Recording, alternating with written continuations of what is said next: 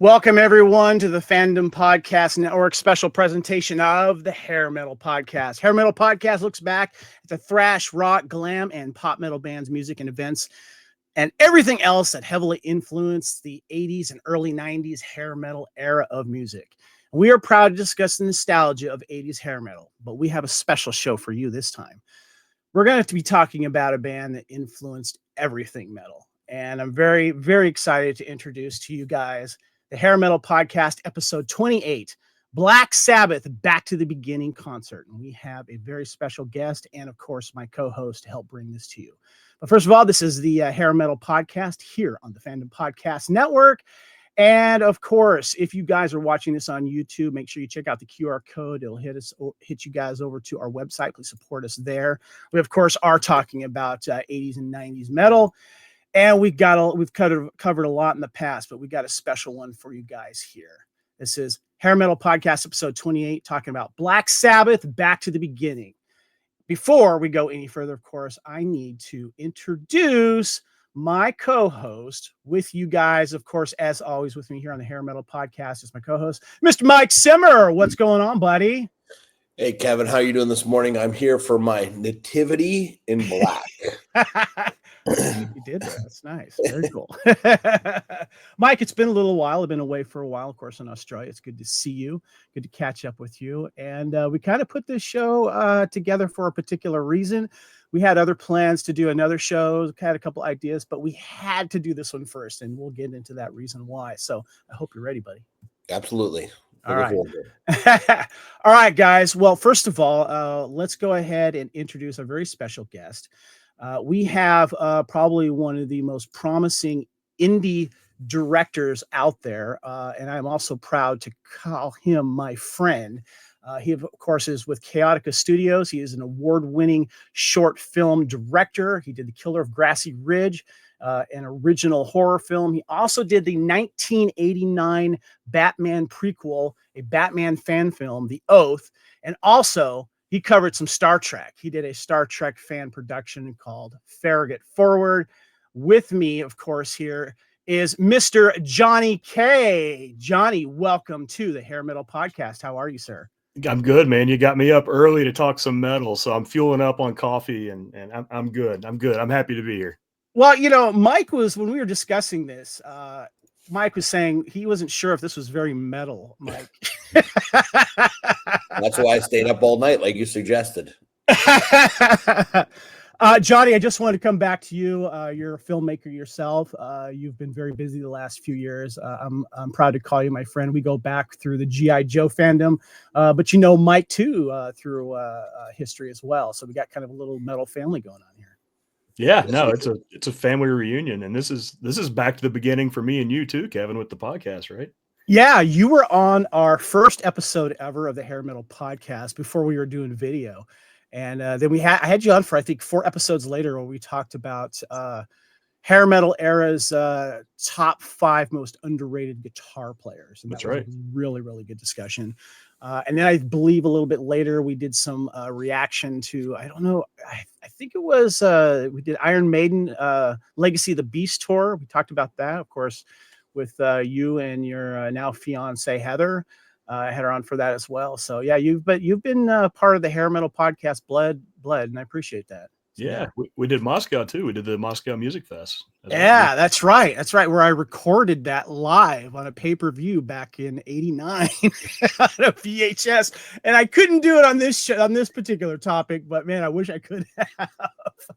That's the first thing I said to you about Sabbath back at the beginning. I'm like, Kevin, get out the VHS tapes, put it on the EP and record, you know. Oh, if I could have, I would have. So we'll get into that. But I want to give you guys a little heads up on what's happening on the Hair Metal Podcast here in the Fandom Podcast Network. And Mike, of course, you came in with us episode 20. We talked about bands that should have been bigger. We also talked about Van Halen's For Unlawful Carnal Knowledge album and the Sammy Hagar 2024 tribute tour.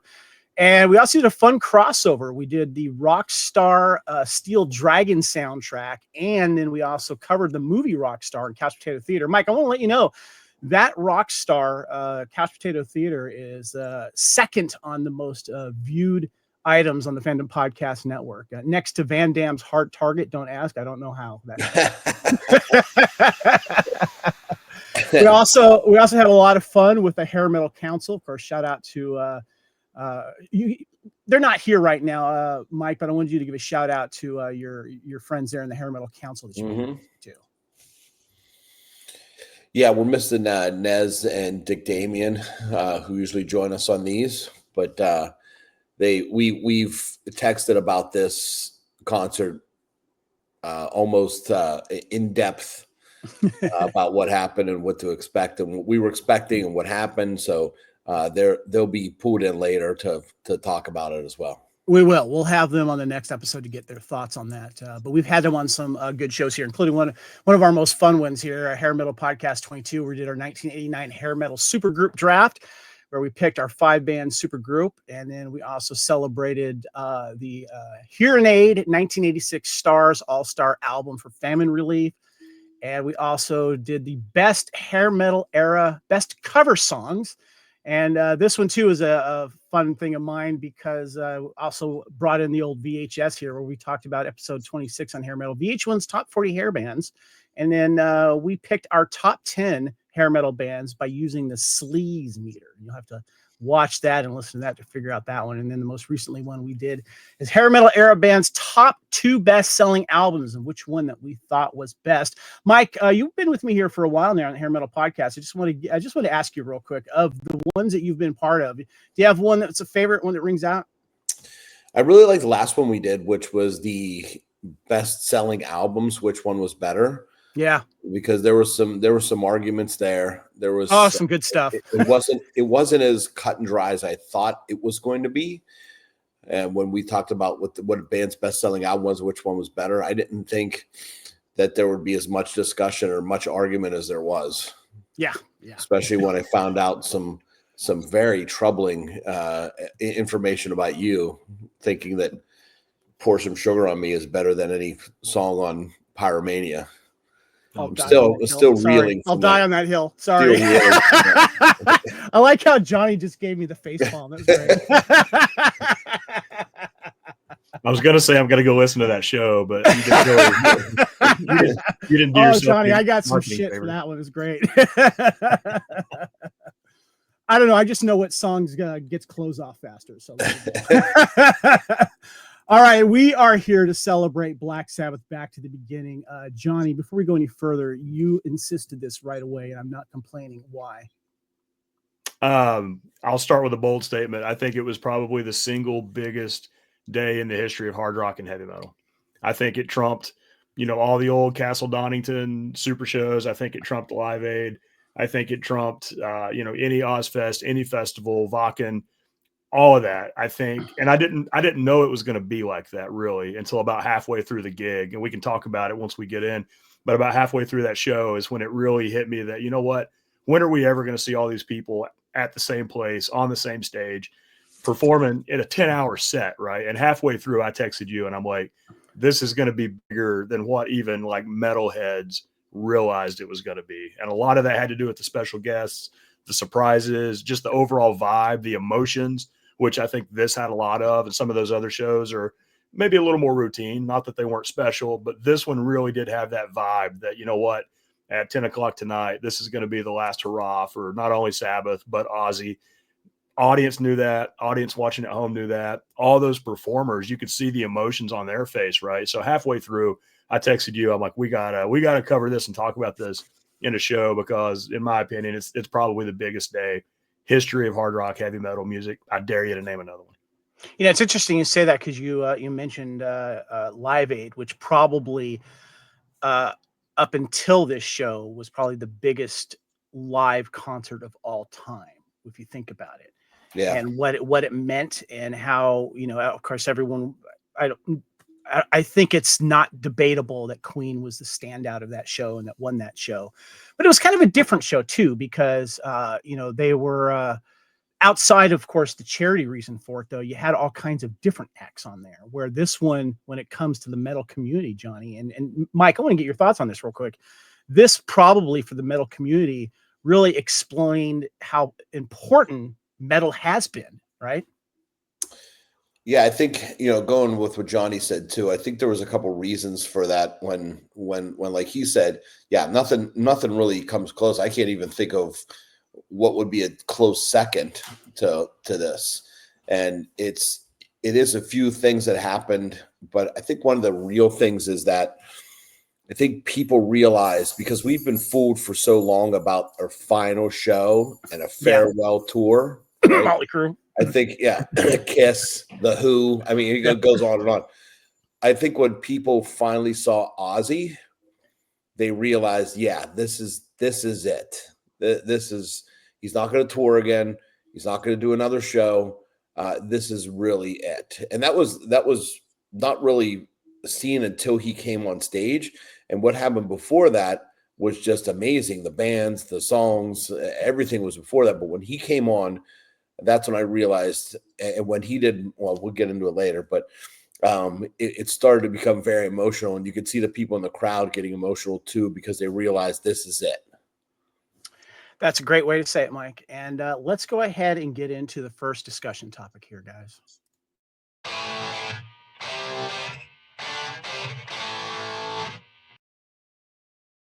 All right, the first thing we have to talk about here is, of course, our Black Sabbath fandom right here. I'm holding up a compilation. I think this came out in 2002.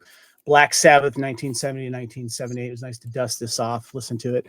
But I wanted to, first of all, Johnny, we got to start with you here because, of course, you brought the show to our idea, and we definitely had to push this forward. And I wanted to ask you about your Black Sabbath fandom, and I'm going to honor you by showing some pictures that you sent me of you playing some little bit of guitar there. And who is this guy over here on the right? If you're watching the video, you got to see this here. Johnny, how old are you there on the right? Oh man, 18, maybe 19. Nice. It looks like it. Yeah.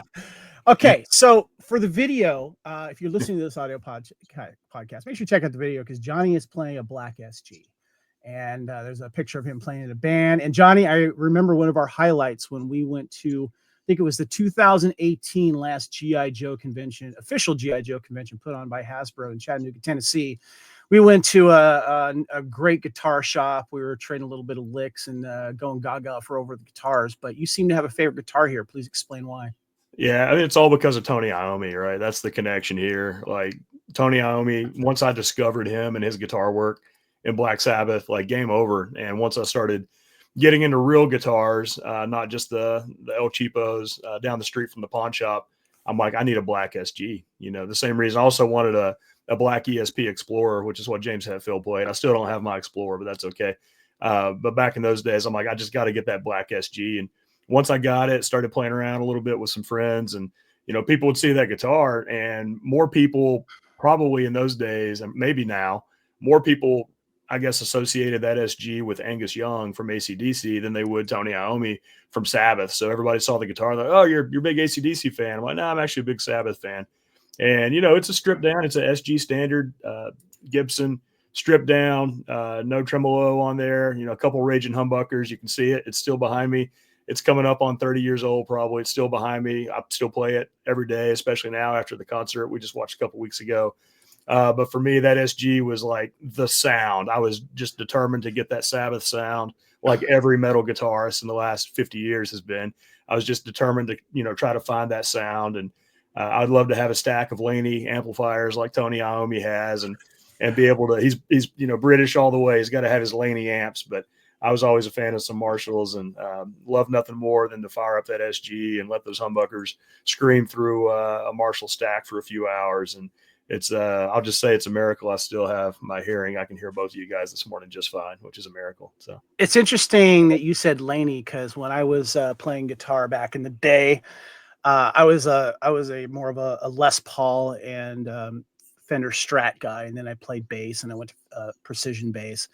But it's funny you say Laney, because when I was looking to get a full stack, I was looking at Marshalls. Everyone had Marshalls, And this guy at the guitar store says, have you thought about Laney? I'm like, Laney? What the hell is Laney?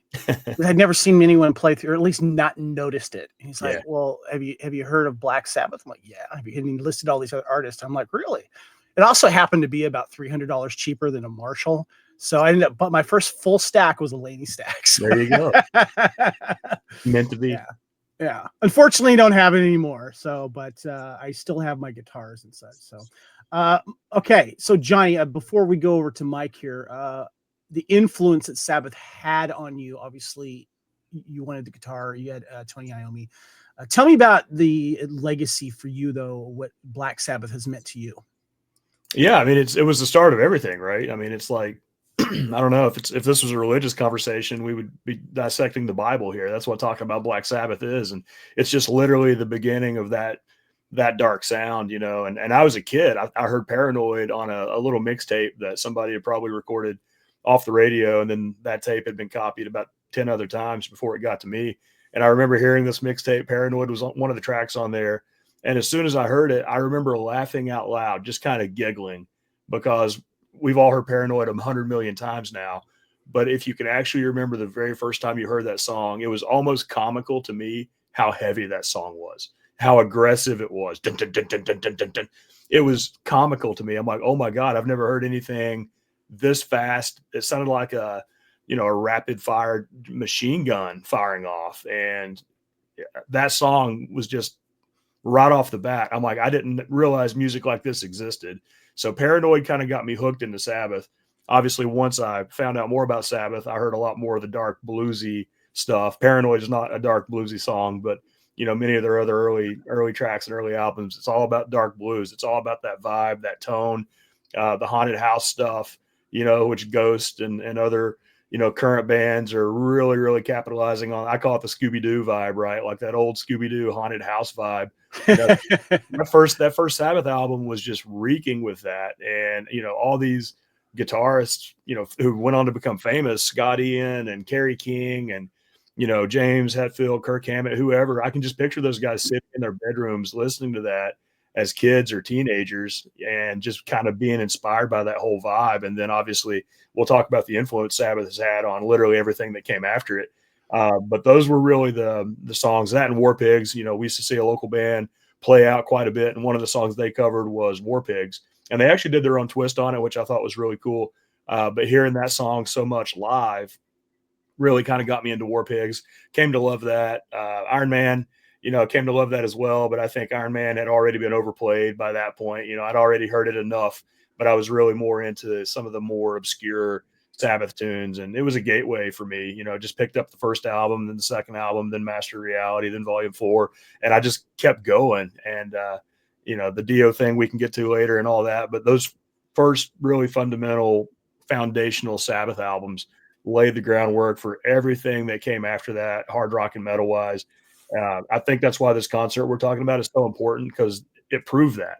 Like, it literally showed, and you could hear the influence that some of these bands, we'll talk about them in a minute, but some of these bands like Alice in Chains who got up on stage, and I'm thinking, I wonder why they're here. There could be other bands there besides Alice in Chains. But then as they were playing Alice in Chains songs at that venue, I started hearing that Sabbath influence, Alice in Chains, which I'd never really paid attention to before. It's obvious that it would be there, but it was just an example of, how foundational and how inspirational like Sabbath has been for literally everything that came after him. Well said. Mike, I want to get to you, buddy, co-host here of the Hair Metal Podcast. You and I have talked a lot of hair metal recently, and these bands that we love that we've been talking about, it all comes back to a couple few that they've been influenced by, and Black Sabbath is one of them.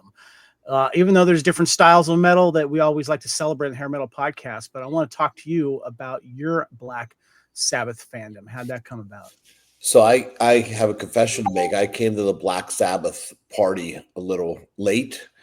I grew up on Motown and funk. Basically, I was how a lot of people get introduced to music through my sister, through my older sister.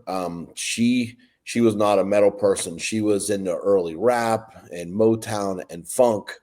So I didn't get exposed to metal until a little bit later. So I was backtracking when I was learning all this stuff.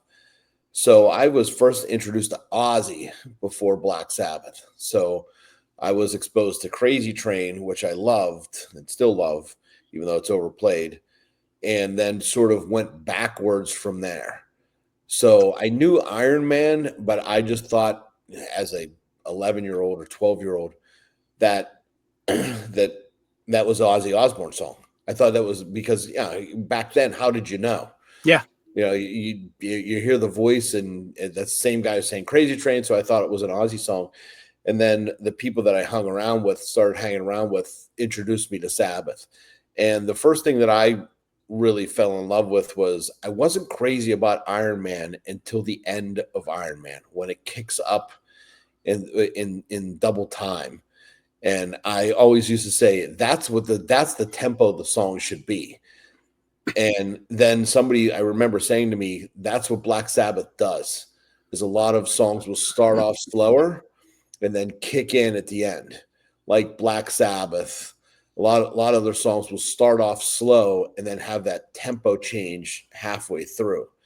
And then I started to do a deeper dive into it, and it was nice because I didn't start my journey with Black Sabbath.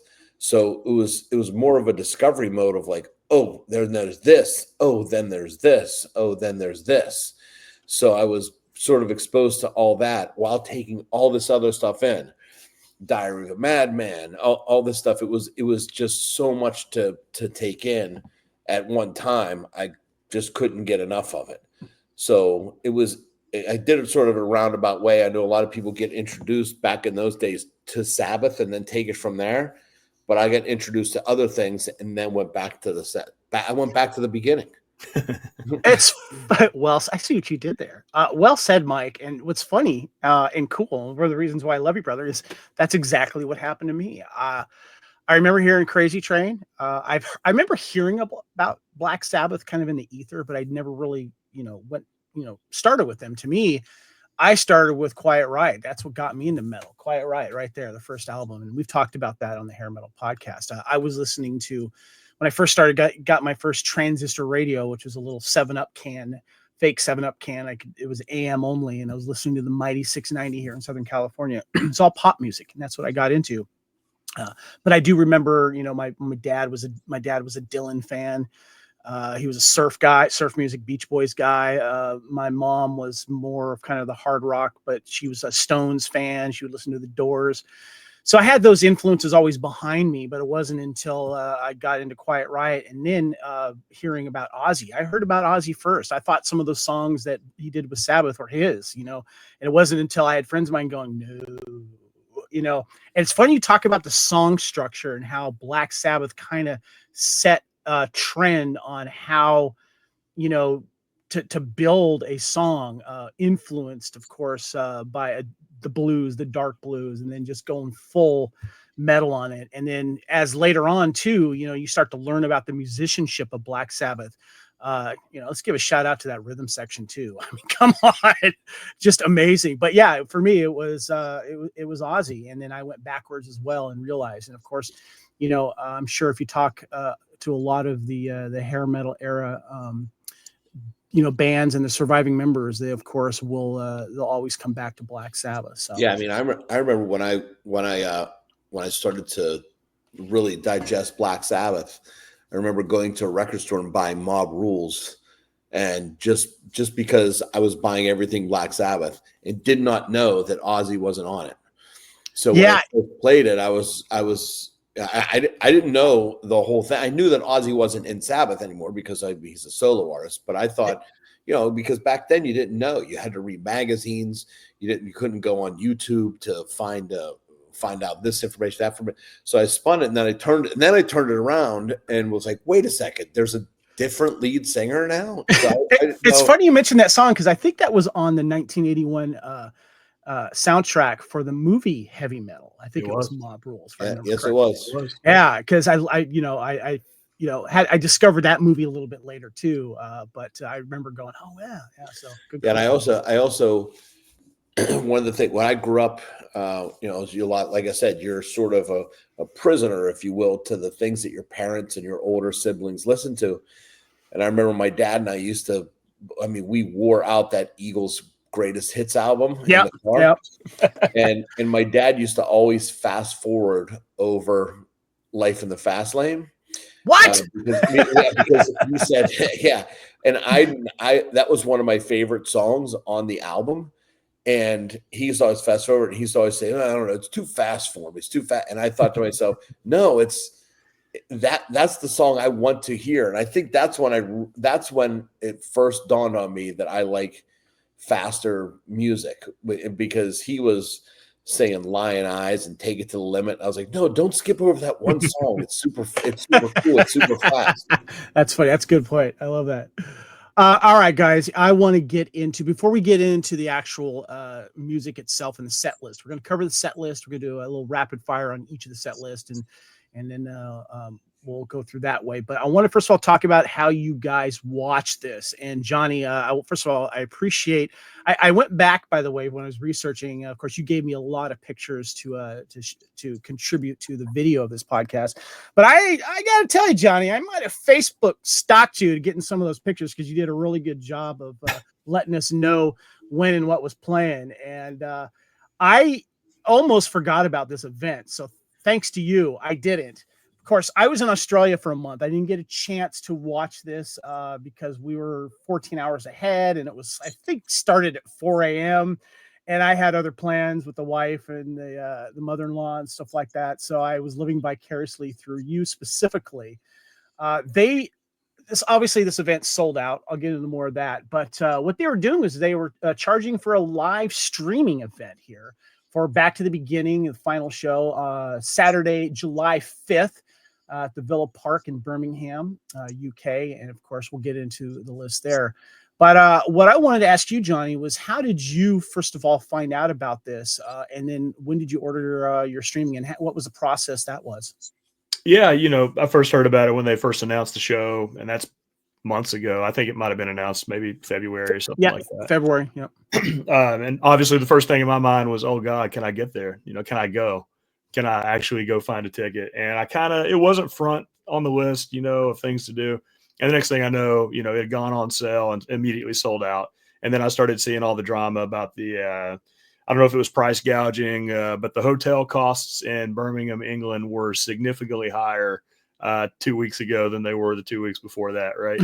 So once I started seeing all that, I said, I'm not gonna, I'm a big fan, but I'm not gonna fight anybody for a hotel room and figure all the logistics out. And, I've been traveling a lot lately anyway, just for personal reasons, just getting out on the road. And that would have been one more trip to stick in. I'm like, you know what, maybe I'll just watch this one from the couch. And at some point, I became aware that they were going to stream it basically as a pay-per-view. And I'm thinking, all right, that'll cost me $100 or $150 or $200 or whatever it is, but it's going to charity. It's a good cause. And then when I actually went to order it, I saw the price was $29 for basically, 10 hours of music. Real quick, I just want to interrupt, because when you said you were doing that, I looked up to see how much it would cost to stream in Australia and when it started, because I did look into that. They were charging like $45 Australian, just so you know. Oh, really? Yeah. So go ahead. That's blame Sharon. That sounds like a Sharon decision to me. Well, the stream has to go further down. Yeah, that's right. So you have to pay for that.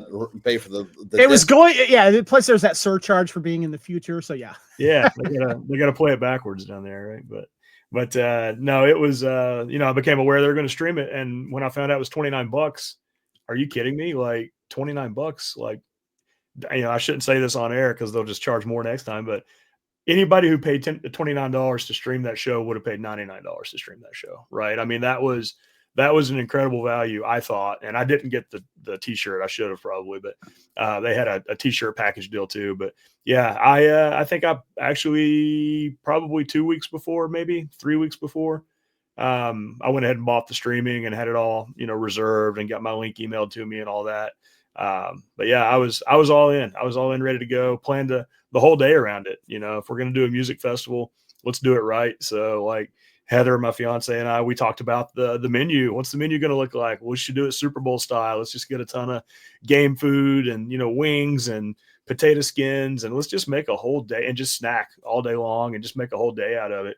And so we kind of planned it out in advance. And yeah, that's how we ended up watching it. Honestly, I'll go ahead and say it now. One of my biggest regrets about the whole day is I underestimated how special it actually was going to be. And if I had it to do over again, I would have invited as many friends as possible just to come over, hang out, sit in the living room, snack all day. They can come and go as they please, and just kind of make more of a party out of it. Super Bowl party, basically. Yeah, if I had it to do again, and maybe once it gets back out there, I might even maybe host a second viewing, right, with more people. But if I had it to do again, I probably would have put a big screen up in the backyard, drug the projector out, and just made it an all day. It was probably 100 degrees here, so maybe not the backyard, but I would have at least invited some people over and made it more of a kind of a big party environment. If I'd known what I was going to get, I would have made it a little bigger. So it wasn't just me, geeking out. Heather was there most of the time. She was coming and going. Some of the time it was me on the couch by myself, geeking out to myself about Jakey Lee guitar licks or whatever. So if I had it to do again, I probably would have made it a little bit of a bigger spectacle in the house. All right, Mike, how did you watch this? Well, I watched it afterwards. Johnny was texting me throughout the day, like, tell me you're watching this, tell me you're watching this. And it was, I will tell you, it was uploaded. It was uploaded rather quickly to YouTube. I mean, it was almost simultaneous. And I'm not talking about, somebody's in the audience with their phone on. It was pro shot footage was available almost immediately, which really was a head scratcher of why would they allow this? And it's not been taken down. So a lot of that stuff I was sort of that night going back and watching it as it was, not live. But when I first heard it, I didn't know, like Johnny said, I didn't know how special this was going to be. And I don't know if they purposely sort of didn't tell things because they didn't say who was performing what or how or when. They just said these people are going to be there. And I didn't think that. I thought to myself, well, what's going to happen here? Is it just like Sabbath is going to play with these guys and then Ozzy's going to come on at the end? And I didn't know what to expect at all. I didn't expect that bands were going to come out and play 3-4 songs and one of them was going to be a Sabbath song. Whoever came up with that idea was a genius, because the way that the concert had a flow to it and how it built to that crescendo of Ozzy and Sabbath was great. Because when I saw the set list and I thought, wait, Ozzy's playing 4 songs and Sabbath is only playing 4 songs. And I was scratching my head about that. I was sort of disappointed that was happening. But then when I saw the condition that Ozzy was in, I said, yeah, he could only do that many songs, because I was hoping he was going to be standing. But then when I found out he was sitting, I thought, well, it makes sense.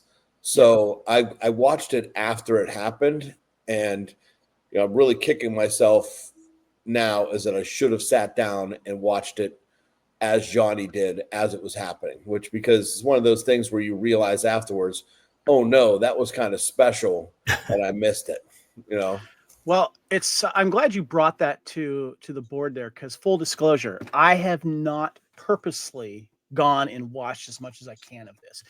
It's literally been a week since I've been back from Australia. And of course, we've got a lot of summer movies going on in television that we're covering here on the Fandom Podcast Network. I'm not using that as an excuse. Part of the reason is I want to do kind of what you guys did and sit down, make a day of it, and watch as much as I can. And there's information about how that might be done. I've watched a few highlights, of course, just to kind of get a feel of what's going on. I have actually one of them here playing in the background as I'm recording this, but I do plan to do it. But I'm one of those people that likes to, I don't want to just watch it out of order, and I want to try to watch it to where I can do it and just enjoy it and make a day of it. And that's what I plan to do. So I am playing the not only just the co-host here, but I'm also a fan, interviewing you guys and treating you guys as rock stars to give me as much as I can on this. So you're doing it the right way, Kevin. If I can just chime in on it real quick, you're doing it the right way, because if you just try to watch snippets here and there, you're not going to get the full emotion of how that day played out. Because like Mike said, it really did build up to a crescendo. Yeah. And it would almost be the equivalent of like, well, I'm not going to go see the new, whatever big movies out in theaters now. It's like, I'm not going to go see it. I'm just going to watch all the best scenes on YouTube.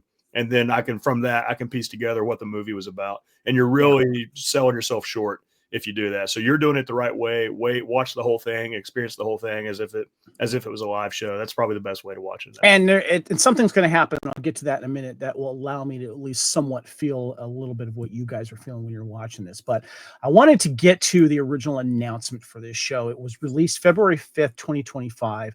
And I have an article here on Ozzy.com. Black Sabbath announces Back to the Beginning tour. Icons of Metal come together to celebrate Ozzy Osbourne's final performance July 5th at Villa Park.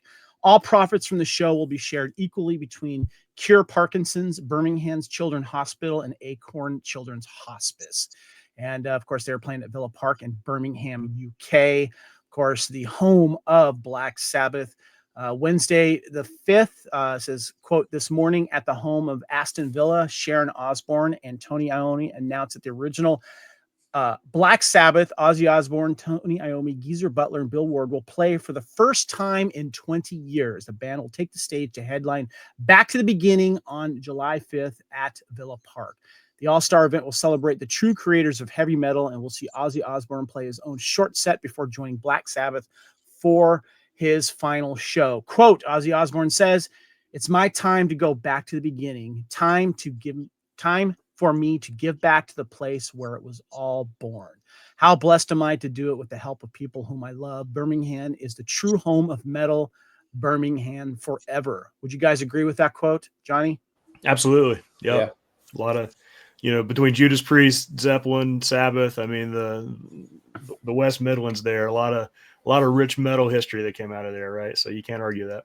Yeah. Yeah, I've often said Sabbath was is the start of it all. I mean, there may have been some building blocks before then, but they're the ones who really turned it on. Yeah. They go on to talk about the three places of charity that this money is going to, about Birmingham Children's Hospital, about Acorn Children's Hospice that in this article, and Live Nation Entertainment Event, which helped with this. And of course, it went on sale. Do you guys have any idea how much tickets were going for and how expensive this was? Did you guys hear anything? Because I didn't search it.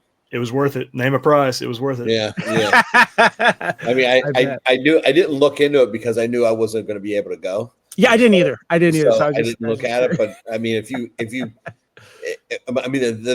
are you talking the ticket price or what it went for online? Yeah, I'm wondering what just the face value was, because I don't even want to mention. It's like what's the face value of a Super Bowl ticket? What does it really go for? Yeah. I'm thinking the face value had to be 500. I'm thinking, yeah. That's if you asked me to guess, I would say it was 500. Yeah, no idea. Well, by the way, you mentioned the price of the ticket was $29, Johnny. When we did that Moscow Music Peace Festival podcast, I think mine was around $25 or maybe $25. That was back in '89. Yeah, and I thought that was a lot of money. That's why I taped that in. That's why I taped that one there. So yeah, that's a good price. Kudos to Sharon and the organizers. I mean, I keep putting it on Sharon because she's an easy target, but whoever made that decision to offer that was very generous. $29. What a great. Hold on, Johnny. Looks like you broke up there a little bit. Yeah, Johnny, you just broke up there. Finish up your last sentence there. Yeah, I was just gonna say kudos to Sharon or whoever made that decision. $29 is super generous. Super. I won't say cheap, but a great way to get kids in. Young folks coming up who just want to be a part of this. And $29 was the perfect price point. That is a very affordable price. Yeah. Glad they didn't get greedy with it, even though it's for charity. I'm glad it was as accessible as it was to the masses. Yeah. I'm just took a look at it real quick, and the face value was, this is in pounds now, was $262.50 for general admission standing, and $197 to $662.50 for seated seats. That's face value. Face value. Okay. Right. So, and that's pounds, which is there's some, the pound is stronger than the dollar. So I'm thinking, for the highest is one, which was $662. I'm thinking that's probably $700, $750. Yeah, or more. Yeah. Well, All right. Well, there is going to be a way, according to Far Out Magazine, who I found some information on, that Black Sabbath and Ozzy Osbourne Farewell Show will be released in cinemas as a concert film. According to Far Out Magazine, concert film details have been confirmed for Ozzy Osbourne and Black Sabbath's recent Black Sabbath To the Beginning farewell concert at Villa Park in Birmingham. The show took place July 5th. 2025 and sold out almost instantly, with more than 40,000 fans snapping up tickets to make the pilgrimage to the hometown of Sabbath to witness the grand farewell. Back to the Beginning was also live streamed for, and this is in pounds, $24.99. And at one point it was simultaneously viewed by 5.8 million fans, raising almost 200 million for charity in the process. So there you go. So I'm going to definitely try to check this out when it comes out. I'm sure too, of course, in the streaming age, it will also hit streamers for us to watch and stuff. So I'm going to definitely make a point of that. But guys, let's go ahead and get into the actual concert itself.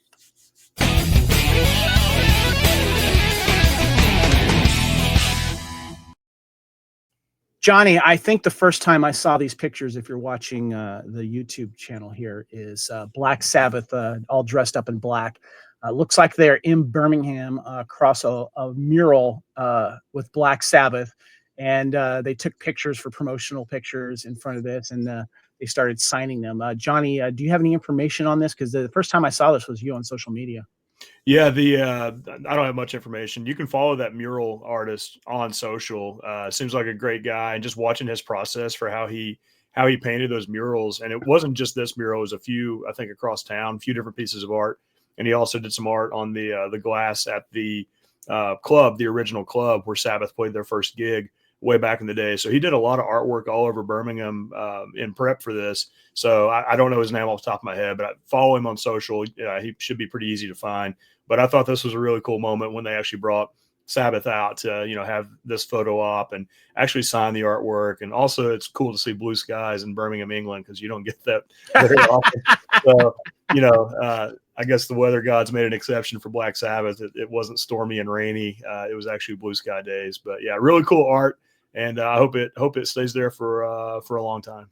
Yeah, it's I just thought this was really, really cool. And if and when I do get to UK again, I would love to go to Birmingham. I've never been to Birmingham, and I would love to find this place. So that would be great. Well, before we get into the set list and talk about who played first and all the way through the set list, I wanted to check with you regarding, Johnny, the Back to the Beginning here podcast that we're doing here. Was that during the show, and I'm just going to cover this now because I don't know when this happened, but there was a lot of influential artists that chimed in, I guess, on video live during it, or maybe they were pre-taped and they played it live. And since you guys were watching this all the way through, more specifically you, Johnny, you were watching it live. Tell me a little bit about this. I got some screenshots here of Elton John, Dolly Parton, and of course members of AC/DC. Tell me how this was done throughout the show. Yeah, it was. Well, number one, we should probably say the stream was run about 2 hours later than the actual live concert. So even though it's called a live stream, I was watching it at home, but I was 2 hours delayed from really being live. And this kind of what you're talking about here really kind of builds up what I talked about before, which is you start to understand how special this day is going to be. Okay, this is not just going to be Anthrax, as much as I love them, or Alice in Chains, or Mastodon, or whoever up on stage, playing a couple of Sabbath covers. I've got Dolly Parton on the screen in front of me, saying her goodbye to Ozzy and her thank you to Ozzy. I'm like, wow, I would have lost money on that bet. I was going to see Dolly Parton today. And then these were kind of, spiced in throughout the whole day. Some of them were obvious, right? Judas Priest was out on tour. They couldn't be there. So the whole band put together a quick little video clip and bid their farewell and thanks to Ozzy and Sabbath. AC/DC, you see Brian and Angus down there on the bottom right. So some of them were more obvious than others. Billy Idol popped in. Kevin, I know you've not seen this, so I feel like it's just going to be all spoilers here. But, no, that's fine. Go for it. Your man Billy Idol obviously popped in. And then the ones that really started to surprise me were Elton John, Dolly Parton, Cyndi Lauper. Cyndi Lauper too. Oh, that's Cyndi awesome. Lauper, and many others. Mike can catch the ones I'm forgetting that might have made an impact on him, but it just really started kind of fuel in that fire to make you realize this is not just going to be Anthrax, as much as I love them, covering Sabbath, Bloody Sabbath. Like this is touching like all areas of music, pop culture. It's kind of all coming together, and it really builds toward that specialness that we talked about. Like this is bigger and more special than I even thought it was going to be. So I thought it was super cool that they piped everybody in. I think they piped in Marilyn Manson, a few others out there that I'm missing. Mike, you probably caught a few more than me, right? I think Fred Durst was. Did you say Fred Durst? Yeah. I did not, but yeah, he was in there. Yeah. I have a respect for. I've always respected Dolly Parton. Dolly Parton is a complete badass in my. Yeah, she is. Yeah, I mean, she's just an amazing person. And I remember seeing her on Hee Haw. Yeah. For some reason, my dad loved that show, and my dad loved that show too. For some reason, I love that show. Yeah. I will tell you, Elton John is really a music historian. When you've heard him speak, I've heard him talk about Metallica. He has a wide range of likes and dislikes too. He'll not only does he give props to many people, but he has zero filter. He'll tell you who he does not like. He was in a feud with Madonna for years and years because he gave her a bunch of grief about not singing live.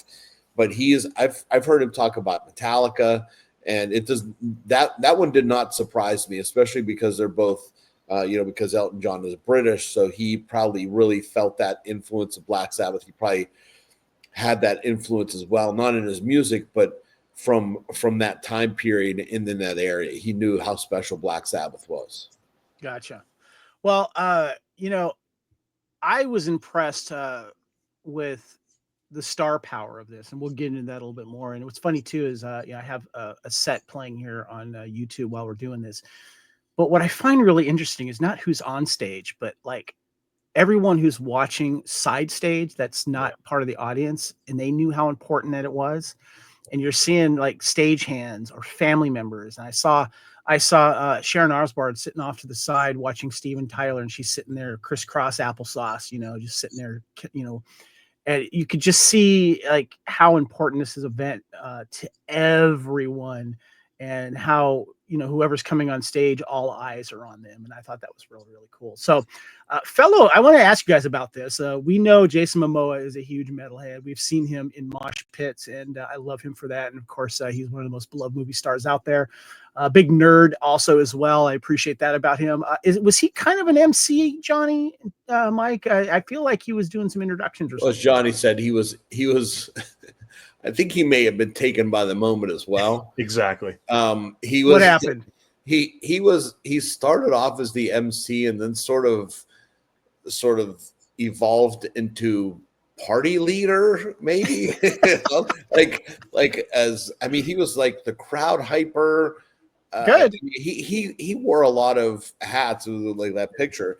He wore a lot of hats that day as. I don't know the correct terminology to use for him, but I wouldn't say MC. What would you say, Johnny? He was, I think he started as an MC, and then Mike just nailed it. I think he was overcome by events, and I think he was there when he needed to be. He, unlike most MCs, which would probably try to talk it up, talk too much, do lengthy introductions of every band. That was not Jason Momoa. He didn't even introduce every band. It would just be the next band would suddenly play. Maybe 90 minutes would go by, 2 hours, and then Momoa would come back out with a mic wearing a different shirt and introduce maybe the next band. So it was really kind of hit or miss. It was almost like Jason Momoa will introduce the next bands if he happens to be around to do it. Yeah. That's kind of what it felt like. Was he in the pit too? Or he was in the pit. Yeah, he was in the pit. I have a feeling that he was supposed to introduce every band, and people were probably like, where the hell is Jason Momoa?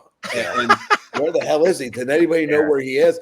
And he was backstage probably yucking it up with somebody, because he is. That's the cool thing about him, was you could tell he was in the moment and he knew how big this was. And as a fan, it would be like if one of us was asked to be MC. I couldn't MC this. I'd be too busy being a fan, pressing the flesh, being in a mosh pit. And I have a feeling that there was times he was supposed to be on stage and no one knew where the hell he was. Absolutely. That's so what it felt like. Yeah. Yeah. For so sure. they said, just go. Just go. You know, it's funny you bring that up and you described it that way, Mike, because Johnny, it's pretty much because of you that I decided to push myself to make sure, because I had never seen Iron Maiden before that Legacy of the Beast tour in 2019, I think it was. You had gone to see it and you say, dude, you got to see the show if you've never seen Iron Maiden live. And I spent the most amount of money on a single ticket in the mosh pit. And I don't know, I'm getting a little older, guys. You know, I don't do mosh pits anymore, but I got in the moment. I took some pictures, I took some video. But yeah, I got in the mosh pit. It was like, I don't know whenever I'm going to do this. If my last mosh pit was in Iron Maiden front row center, you done all right. That's a story to tell. So I applaud Jason. I applaud Jason Momoa for doing that. Would have done the same thing. I mean, that if you're gonna do one last mosh pit, I would imagine Iron Maiden's probably a good one to do it because you got a lot of older people in there. So no, I think I was the oldest that survived the mosh pit because I think all the other people were starting to go back a little bit. Yeah, but I was like, I paid $475 for that ticket. Wow. And I'm like, I'm going to make it worth it. And you did. That's why when I left the concert, my shirt was so sweaty. I bought a $10 bootleg shirt off a guy just so I could have a fresh shirt going home. So, yeah. But anyway, props to Jason Momoa for doing that. I love that. So, guys, what do you say we get in the set list? Let's get our rapid fire thoughts on the set list, guys.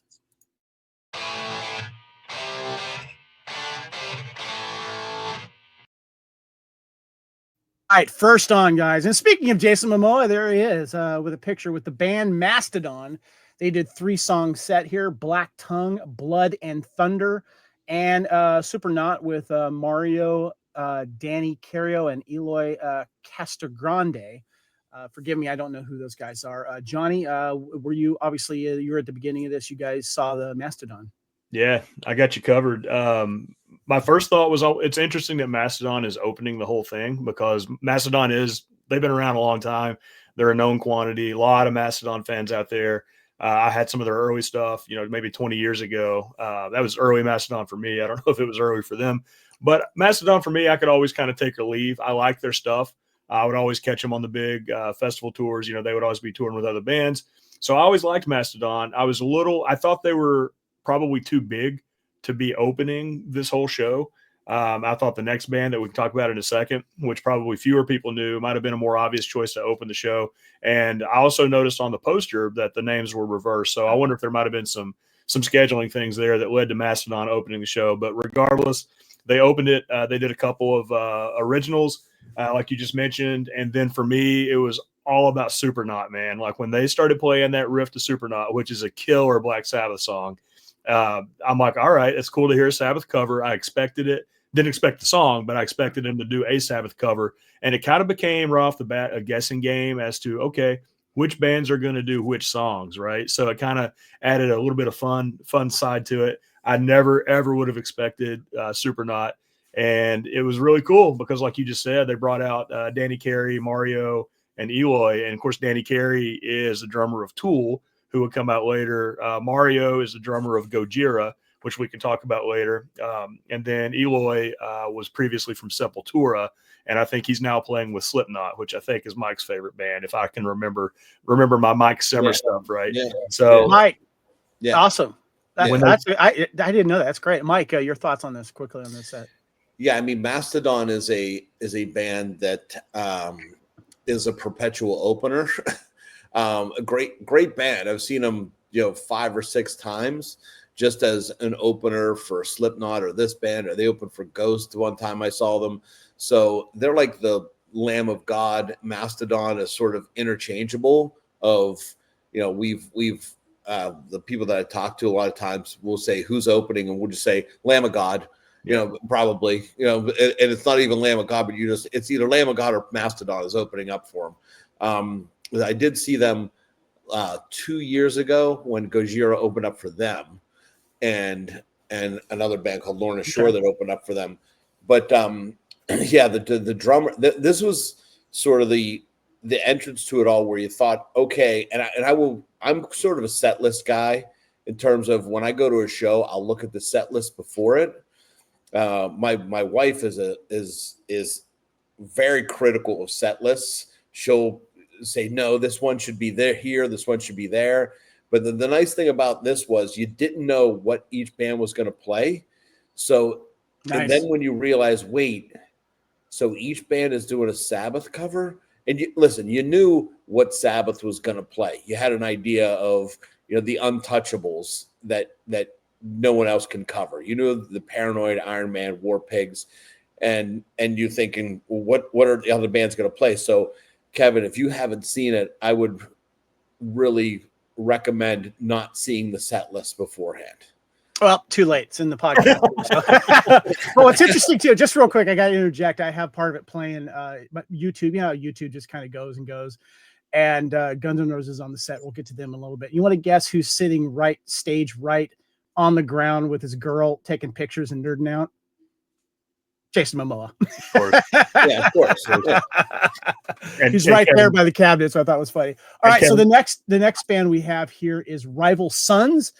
Their set list was Do Your Worst, Electric Funeral, and Secret. I'm not too familiar with this band. Johnny, how did they do?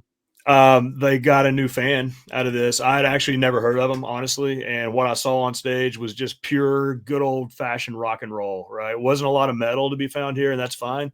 Pure rock and roll. And I loved it. I loved their set. They were short and sweet. Then they were out of there. They didn't linger.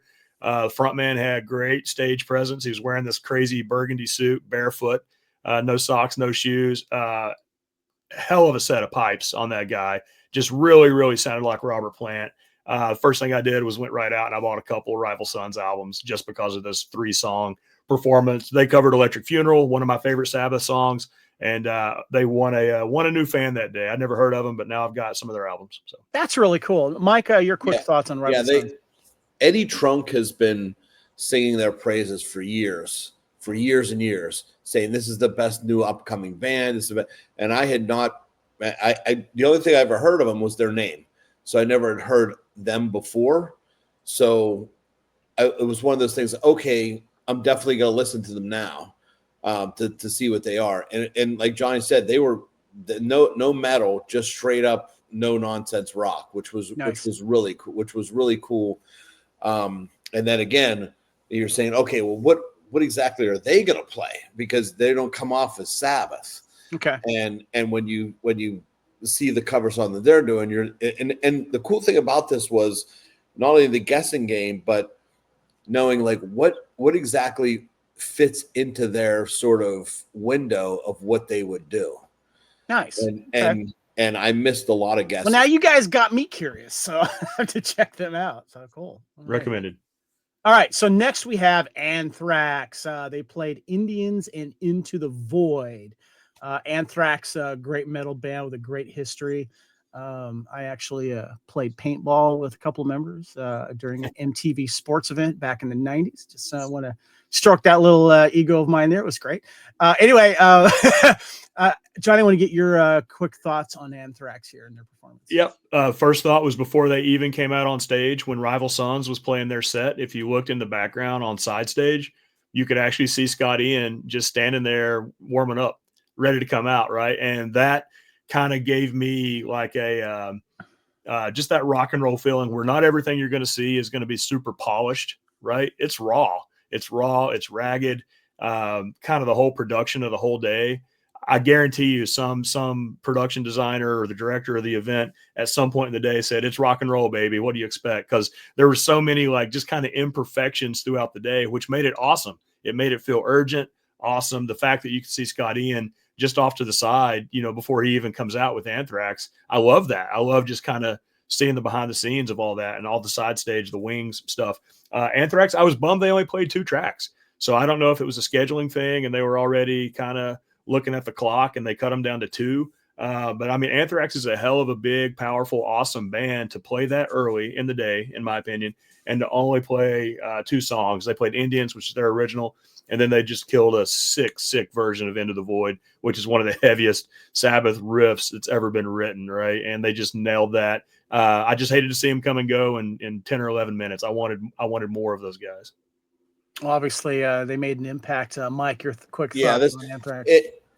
I would agree with that completely. Also, I think, when Johnny was saying you see Scott Ian off to the side, this is when you started to realize, wait, these guys are huge Sabbath fans. And that was when the first band where, knowing Scott Ian through the years, how much he has sung the virtues of Black Sabbath, you knew that this was sort of special to him. And I think a lot of, like Johnny was saying, I think a lot of the stripped down feeling of it and the, I don't want to say unprofessional, but it wasn't so perfectly put together, is because everyone was just so damn excited about it.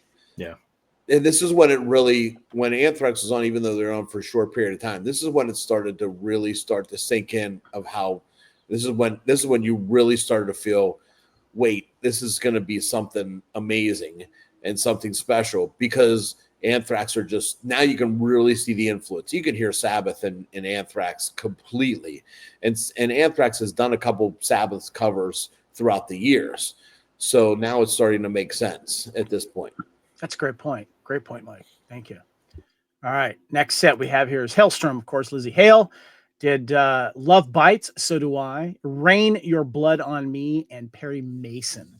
I want to get, Johnny, your thoughts on Hailstorm's performance. Yeah, right up front, I've never really been into Hailstorm. I've just never really been exposed to them a lot. Buddies of mine have always kind of sung their praises. I'm a little bit of a metal snob, where if it didn't exist 40 years ago, I'm probably not listening to it. And it takes a long time for me to catch on to, quote, newer bands, even if they've been around for 25 years. Well, it feels like Lizzie has been playing with a lot of different people over the years. And how I found her, like, she came out, I think she's played with like Skid Row. Yeah, she did Skid Row for like 4 shows or something. Yeah. And so I'm like, who's this Lizzie Hale in Hailstorm? Well, I've they've always been around. I've just never really been exposed to them, right? And I've never really been exposed to her. So this was really kind of my first time seeing them for real, I guess. And the first thing I thought of is, my God, how does she have a voice? Like, they only did 3 songs, right? How does she have a voice? She was screaming her ass off, and it still managed to sound great. And she was into it. I mean, the whole band sounded great, but she was really, really into it. I think she understood kind of the significance of the day, right? And she was out there putting on her A game, and she nailed it. And her voice, I'm serious, there were times she was just hitting notes in her voice. I'm like, I don't know how she even still has a voice for that third song. And then real quick, I got to say, their cover would have lost money on this one too. Who would cover Perry Mason, right? I mean, that we've now gone from, all the covers have been Sabbath to this point, and now she's covering Perry Mason. How was that cover? It was insane. It was actually, it had been so long since I'd heard that song, because Perry Mason's not just a song I reach for, and it doesn't get a lot of radio airplay around here anyway. And I don't do the satellite thing too much. But when I first heard the intro of Perry Mason, I was actually in the kitchen or something, and I'm like, wait, I know this riff. What Sabbath song is this? And I had to listen to it for a solid 25, 30 seconds before I'm like, wait, they're covering Perry Mason. Who would do that? Killer song, killer riff. But, that's a 90s Ozzy track, which obviously is popular. But I thought that was a really, really unexpected cover, and I thought they slayed it. It sounded awesome. That's cool. Mike, your thoughts? Well, I will tell you, I'm probably in the minority here. Perry Mason is top 5 for me for an Ozzy song. Wow. Yeah, I'm a huge Perry Mason fan. My brother-in-law, my younger brother-in-law, here's a really good way to put it, right? So Lizzie Hale is about the same age as my younger brother-in-law, right? And that's when he first was introduced to Ozzy, when Perry Mason came out. And I bet you, if you talk to Lizzie Hale, she'll tell you that, that was her era coming up, was Perry Mason, right? I think that was on Osmosis, I want to say. Yeah. So that was, I bet you, when Hailstorm was coming up, they covered that when they were playing out in bars, because it was a popular song at that time. So I bet you that's what happened. I've seen Hailstorm a couple of times, probably because of proximity. They're a central Pennsylvania band. That's where they started. So I've seen them in Philly twice. And both times, one time I saw them open up for Bullet for My Valentine, and were just amazing. Wow. Just really, And to her credit, she's probably been, because she's a female front singer in a metal band, she's probably had to prove herself more than other metal bands over and over again. So when she goes on stage, she really kicks. That's awesome. Because you could tell she's probably been having to prove herself. Unfortunately, she shouldn't have to, but she's probably going to have to unprove herself over and over and over again, because, when a female lead singer comes out, throughout the ages, people stick up their noses at those things, and she's probably had to kick it. And I love that they did Perry Mason, because it's a deep track, sort of, but it's one of my favorite Ozzy songs of all time. I got to go back and listen to that track now, because I don't even remember how that goes. But great point you said on Lizzie, and she's on my radar to see. I hope that I get a chance to see her when she makes the rounds, because I definitely want to check this out. Okay, so before we get to the next act here, Johnny, I got to go to you here real quick, because when we've talked about metal shows, whether it's a festival or maybe a so-called Slayer final tour or whatever. I know where you're going with this. I feel like that whenever they have these big festivals or big metal shows, I feel like before they make a call to who's going to headline it, they make a call to the band that's going to open up for it. And I feel like that's always Lamb of God. And you brought this to my attention, because I feel like whether or not you've wanted to see Lamb of God, you're going to see Lamb of God on some type of metal show. And I know that you can speak to this. And they were, of course, part of this show. They did Laid to Rest, Redneck, and Children of the Grave.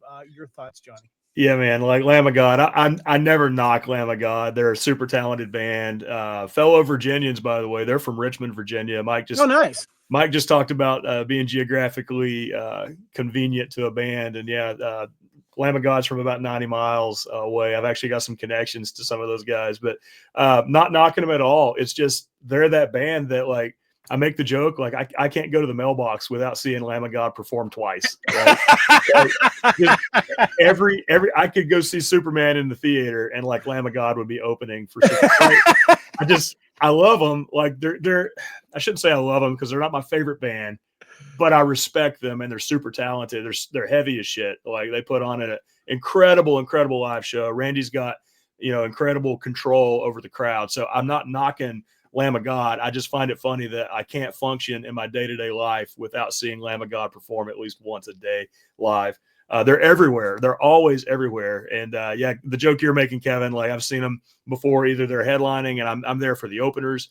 I think in recent years, like Anthrax and Testament were actually opening up for Lamb of God, which seemed a little backwards to me because I'm old.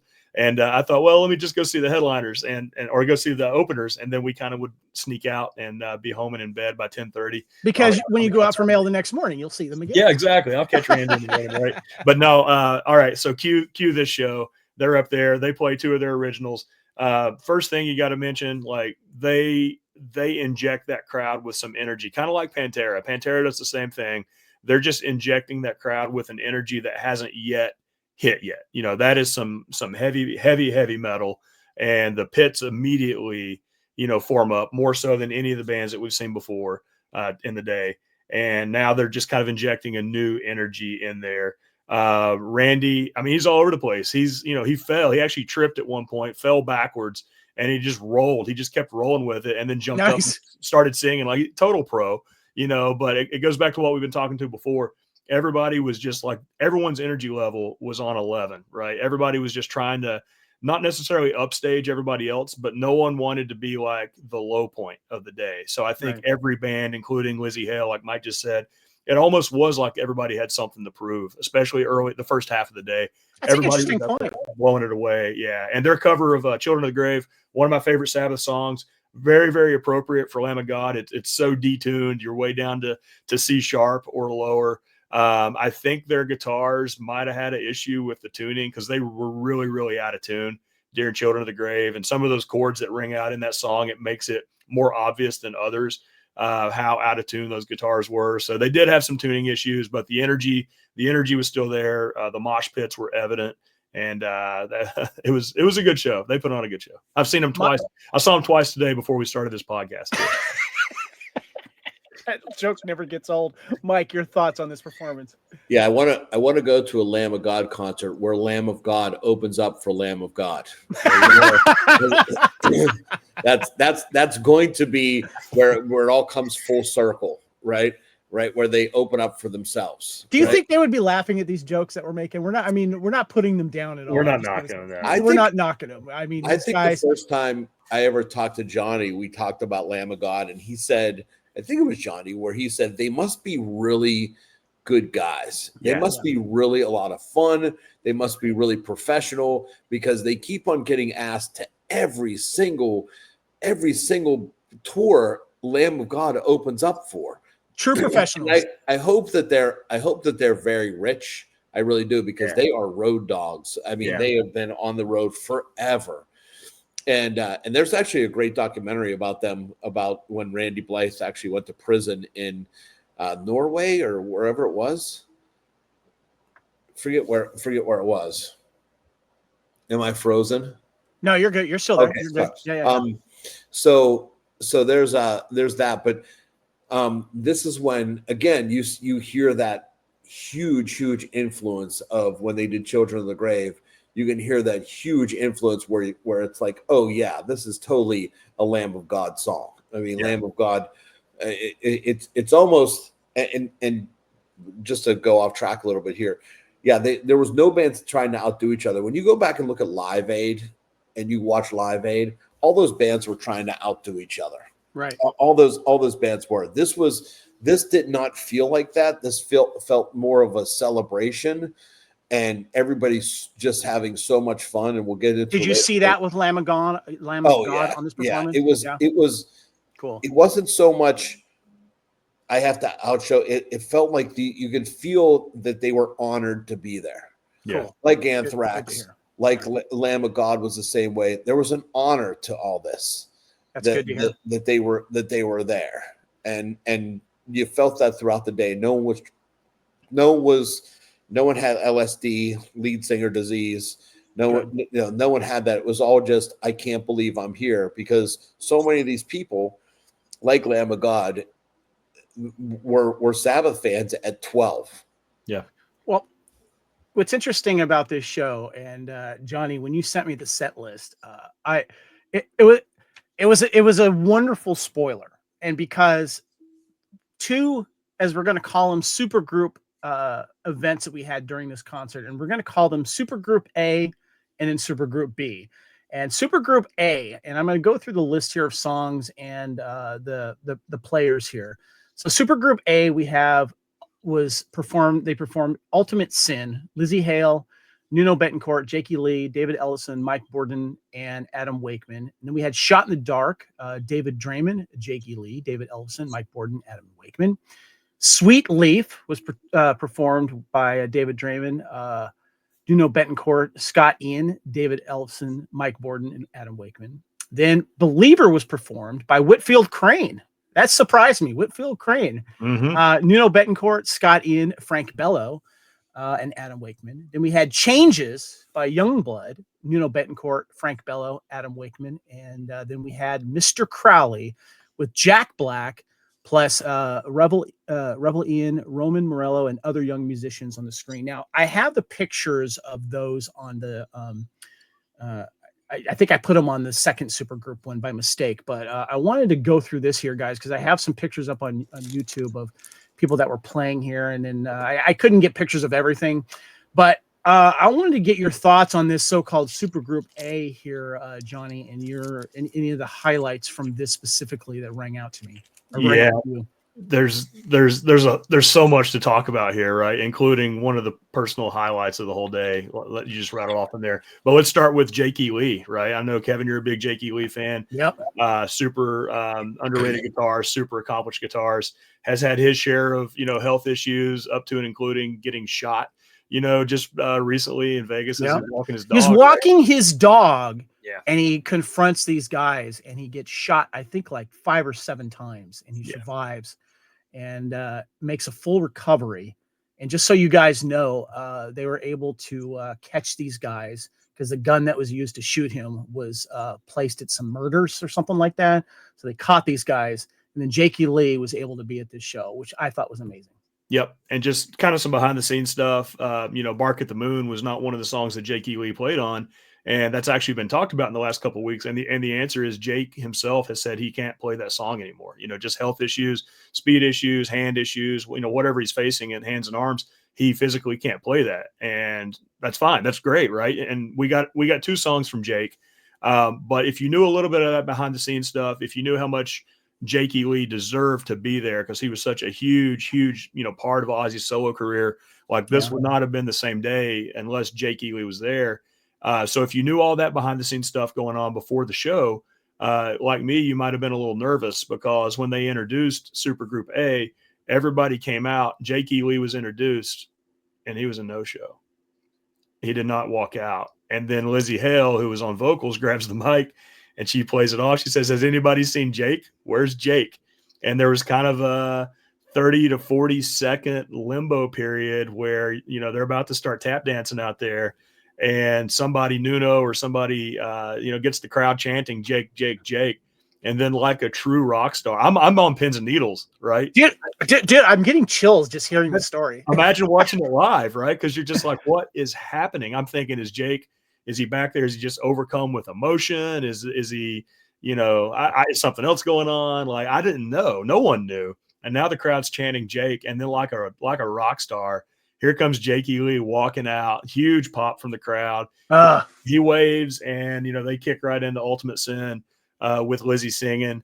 So, first right off the bat, like Jakey Lee, he just nailed it. And then right after that, same supergroup, Dave Draymond walked out from Disturbed, kind of got his ass booed off by the crowd. And I didn't know why at first. I actually had to go do some Google research. I'm like, what happened with that?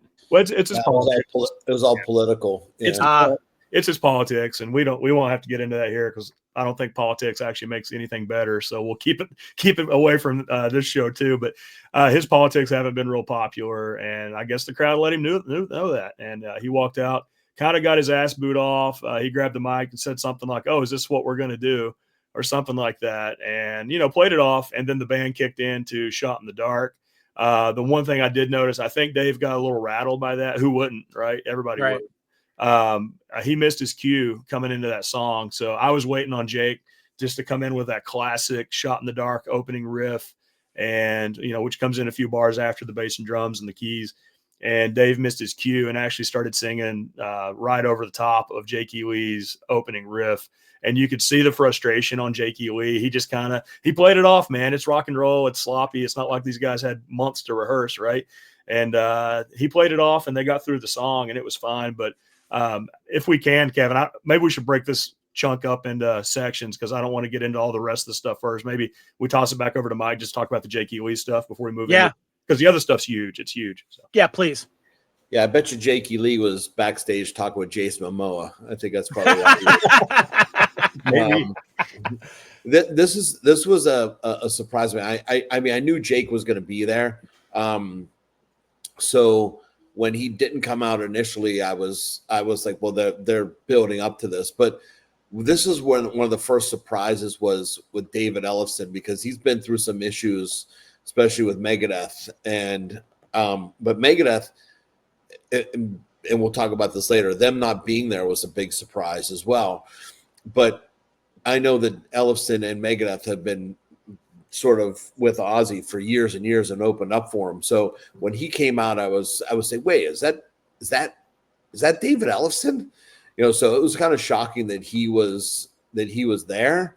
That was sort of the first big shock for me was, well, that's David Ellefson. And this is when the MVP run of Nuno started. This is when it first started because I talked to Johnny throughout the day. I was like, all right, so can we just now all just agree that Nuno? Let's save that for later. I know where you're getting at because I want to talk about that later. And I didn't know who Youngblood was. I had no idea who he was and just killed it with changes. And that's when the chills, this is when the chills started too. When he did changes, can I just interject real quick? I had not heard of Youngblood until on social media, on YouTube. he has a concert and he has freaking Billy Idol come out and they do like White Wedding and he's celebrating Billy Idol. I'm like, who is this guy? And his voice was phenomenal. Phenomenal. Great look, great voice.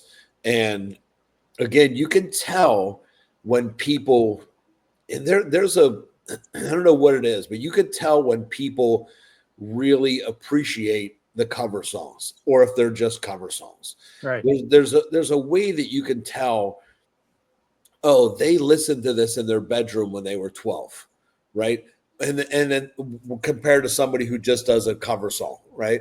There's you can hear that appreciation and influence in each cover. And with Youngblood, you could really tell that he had played this song before, that he had sung this song before. Yep. There was a couple of places like the David Draymond thing, again, without getting political, he wasn't that great. And I was sort of like, well, I don't know if that was the right choice or not, because his voice didn't match up with Shot in the Dark either. So that was not going to say disappointment, but it was a bit of a head scratcher there. Gotcha. Mike, back or Johnny, back to you. Thoughts on this Super Survey? Let me just get to ripping on Youngblood here. Like, I was sitting, just let me paint the picture. I was sitting on the couch by myself. I think Heather had come back from where she was at and she was in the shower. So I'm sitting on the couch watching this by myself. And are you talking about the Changes song he did? I am. Yeah. Youngblood. That's the David Bowie song, right? No, Changes is Black Sabbath. Black Sabbath. I'm sorry. Okay. Yeah, that's that really slow Black Sabbath song. So that's right. Yeah, sorry. He comes out. Changes, if you know the original song, it's a piano song, right? Tony Iommi kind of self-taught himself to play piano, and they introduced. I should have known that, by the way. It's here on track 2 here. There you go. Disc 2 of this compilation. So yeah. So they introduce Youngblood, and I literally go from, who the F is this kid, and why does he have a spot on this stage, to, oh my God, this was a Freddie Mercury moment at Live Aid that I just witnessed live. I got there in about 3 minutes. I went from who is this to, holy crap, this is I'm trying not to swear here, but it was it was strong emotions. And you're allowed to, Johnny. You can go ahead. Well, I'm trying to clean myself up these days, but not really. But that song, that's a very emotional song anyway. And it's one of those songs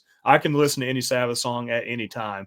Changes is one of those songs that I just don't listen to, right? Because I heard it when I was a kid, heard it when I was a teenager. That's one of those songs that probably means something to somebody, right? And what it ends up being, it's also a slow track, right? It's a ballad piano. And what that means is, when I'm in the mood to listen to Sabbath, Changes doesn't make that cut. I'm going to fast forward past it, right? Or I'm going to just listen to something else. If I want to listen to Sabbath, Changes is not the sound that I'm after. And if you do that for 30 years, what ends up happening is you've not heard that song for 30 years, right? And maybe you guys can relate to this with other songs. But when you go that long without hearing a song, and then suddenly you do hear it being performed in the most emotional way possible, it takes you right back to a point in your life, right? It takes you right back to that last time you heard it. And that's what happened to me with Youngblood.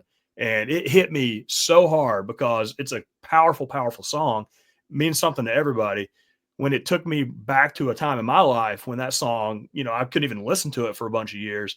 And now I'm watching this guy having a Freddie Mercury moment up on stage. And you can just tell it was by far one of the highlights of the day for me. And you could just tell right then that you were witnessing a moment, right? You were watching a moment that's going to be replayed for decades and decades and decades. I've read up on this Youngblood kid. He's got a #1 album in England right now. His big thing is trying to make concert tickets cheaper for kids, so kids can get into the music scene him, right? So, and he tried to partner with these festival promoters who wouldn't go along with that. So he just said, F it, I'm going to do it myself. So he started promoting his own festivals, concerts for the purposes of just getting young people involved. He's got a great relationship with Ozzy. That kid absolutely slayed it. And the other thing I'll mention, 2 things I'll mention real quick.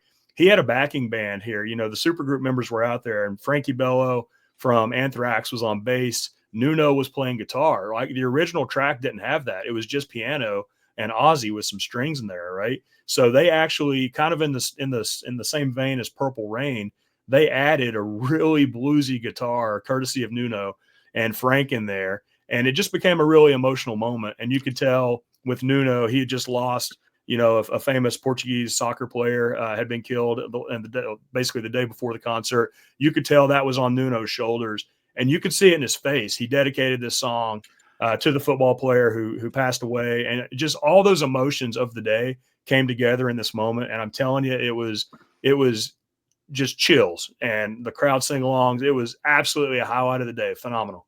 Before this podcast, that was the performance that I chose to watch because of what you had mentioned and some of the buzz I was hearing about it.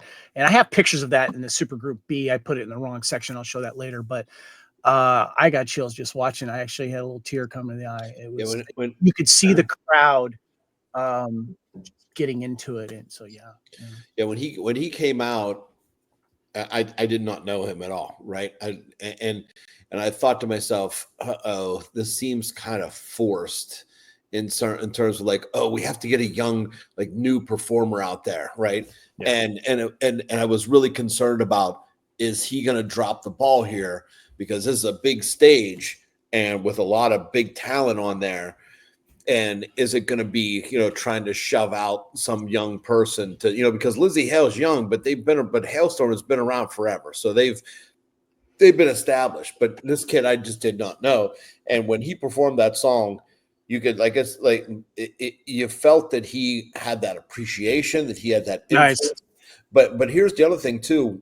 Even when he went off stage, I think everyone probably thought, "Uh-oh, I got to top that." But people, but the next band that came on, they didn't care about that. They were just, let's go out and do our thing and show our appreciation for Sabbath, and because it had the ability and had the danger of saying, "Oh, now I got to go out and top that and top that and top that." And by the way, the Jack Black performance with Tom Morello's kid and Scott Ian's kid was fantastic. I don't know why they weren't there, but it was really, I mean, the outfits and how they filmed it was almost perfect to the original performance. And again, you could see how this was a really an appreciative moment, that they were saying, we're paying tribute to Ozzy. And, as someone who gets mistaken for Jack Black often, I would really, really look for that outfit that he wore. I would love to have that outfit. Halloween. Johnny, I want to get your thoughts on Jack Black's performance here, because I think you said in your Facebook post, your social media post, that this was the performance I didn't know I needed. Yeah, something like that. Yeah, it was awesome, and also it goes back to what we talked about before, that you're only going to understand the pacing of how this whole day went if you watch it from start to finish. So what I mean by that, imagine that really, really emotional Youngblood performance we were just talking about of Changes, and then you cut to Jack Black doing a comic relief number, right? So it was also kind of a good, I don't know if that was 100% intentional, but it was really well timed to kind of lighten the energy back up. Even though this was just video, this wasn't performed live on stage. They pre-recorded this, but it was perfect. Like, I was laughing my ass off all the way through it. Like, I knew Jack Black was going to hoist up Tom Morello's kid, like Ozzy did to Randy back in the day for that famous shot. I knew I was going to get that. It did not disappoint. Jack wearing that ridiculous tasseled suit that says Ozzy across his chest, like, just everything. You got to love Jack Black. He's just a fixture in the metal community. He always will be, as long as he's with us. And I loved it. I thought it was awesome. And more importantly, I thought it was a really, really good break in the show to kind of lift us back up from, that really, really serious energy, and now kind of give us a comic relief moment right in the middle part of this. I thought that's it was awesome. Really yeah, well and with the comic relief thing, which it was, that could have went sideways with somebody else, but because Jack Black is respected in the metal community, everyone knew that it wasn't, you're not making fun of him. And if you said to me, "Hey, okay, Jack Black's going to do an Ozzy song," I would know what Jack Black is going to do, and you'd say, "Which one are you going to do?" I would say probably Diary of a Madman. Okay. But then when he did Mr. Crowley, you're like, "Oh, this is perfect." Yeah. It's perfect. And he just completely nailed it. I mean, he's a performer, not only just an actor, but he has his own band as well. So it was absolutely perfect because it was the perfect line of appreciation and comedy. I mean, this is getting me really excited hearing your guys' testimonial. And I hope for those that are watching this or listening to this who have not had a chance to see this, to experience this and be excited for this. This is really cool. So it was a big day. Well, that was Supergroup A. Next, we have performances by Alice in Chains. They play a 3-song set. They play Man in the Box, Wood, and Fairies Wear Boots. Johnny, your thoughts on Alice in Chains' performance? Yep. Me and Alice, we go back a ways. They were never my favorite band, but if I had to pick any of those grunge bands, Alice would be my pick. I love Facelift, their first album. Obviously they're never going to be able to replace Lane. But we have a front man here out singing, and they introduced Alice in Chains. Out they came. And like I mentioned at the top of the show, I can take or leave, their songs. I'm not going to be moved real far either way, but in the context of this event, I really couldn't help but hear the Sabbath influence in Alice's original music. Right. And I'm like, okay, it's obvious, but it's actually, I've never sat back and thought, I wonder how much Sabbath I can hear in Alice in Chains music if I really try. And the answer is you can hear a lot. And again, the cover that they did, which was Fairies Wear Boots, again, it goes back to somebody saying it's rock and roll, baby. It's not going to be perfect. They actually messed up, the intro, the guitar. Jerry Cantrell was off a little bit from the drums, which I think was Sean Kenny, and they got off a little bit, and Jerry just said, you know what, we're starting it over. So they just stopped playing and started from the beginning. And I like when bands do that, when they mess it up. I saw Living Color recently, and Corey, the lead singer, was like, no, we're starting this over, guys. And the reason I bring it up, I'm not just trying to highlight mistakes here, but the reason I bring it up is it all contributed to this unpolished, raw, live. We're doing it. It all contributed to that energy. It's not like you're watching the Blu-ray, where some editor has already hacked on this thing for a year to get out the most polished product possible. You're seeing the mistakes, right? And I want to see the mistakes. I want to hear them. I want to see all the rawness of it because it just adds to that epicness of the event. So Alice was good. No notes. What about you, Simmer? What's your thoughts? Yeah, when you Alice in Chains, when you hear their early stuff, it's a lot heavier than when they got popular. I mean, I got to give them credit that they've stuck it out for so long with a new lead singer after losing Lane Staley, because that whole, I loved Stone Temple Pilots, I loved Alice in Chains, and them losing the lead singer really sucked because they were sort of at the height of their career when it all happened. But when you listen to Wood, you can hear there's a lot of Sabbath in there, right? Yeah. And Fairies Wear Boots was a great song for them because it sounds like Fairies Wear Boots sounds like a grunge song. It really does. I mean, if you put, Stone Temple Pilots, you put Soundgarden in there, Soundgarden playing Fairies Wear Boots, it would sound perfect. It sounds like a grunge song. So this is one of those cover songs where you think this is perfect, very well done. And I don't know I would love to find out what exactly the order was in terms of, okay, who's picking what? Did they have to submit 5 songs? Did they have to, I'm sure that they said, here's what Sabbath is going to do. Yep. So you have the ability to pick, but if Alice in Chains picked Fairies Wear Boots and Mastodon picked Fairies Wear Boots, right? Who I'm sure you had to submit like 4 or 5 songs. I'm sure whoever was, later in the set got priority, probably. Sure. Yeah. That's probably what happened there. So yeah, great takes on that, man. Wow. All right. Next we have Gojira. They played Stranded, Silvera, Mea Culpa, I'm sorry, forgive me if I'm That's easy for you to say. Yeah, exactly. And then ended with Under the Sun. I'm not familiar with these guys. I've heard of the name. Johnny, your thoughts on Gojira? Yeah, what a year it's been for Gojira, man. Like, Kevin, we should have recorded a podcast after the Olympics last year on that Gojira performance. They're French. They're a French band. and the Olympics were in Paris, obviously. And to the surprise of everyone, Gojira played the Olympics opening ceremony last year. And they had been on my radar a little bit. I was never a fan, don't own albums, but I at least had an awareness of who they were.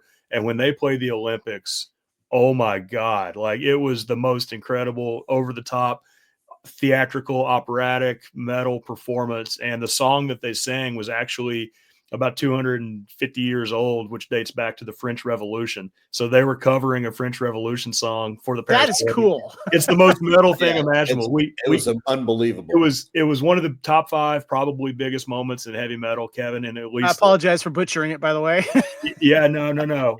But we could have done a show just on that, because that was a huge moment for metal in and of itself, right? So here's Gojira playing the Sabbath show. I'm glad they were there. They did play the Olympic song. He made a comment about this song is about beheading kings, which I thought was funny because he's standing on British soil talking about beheading kings.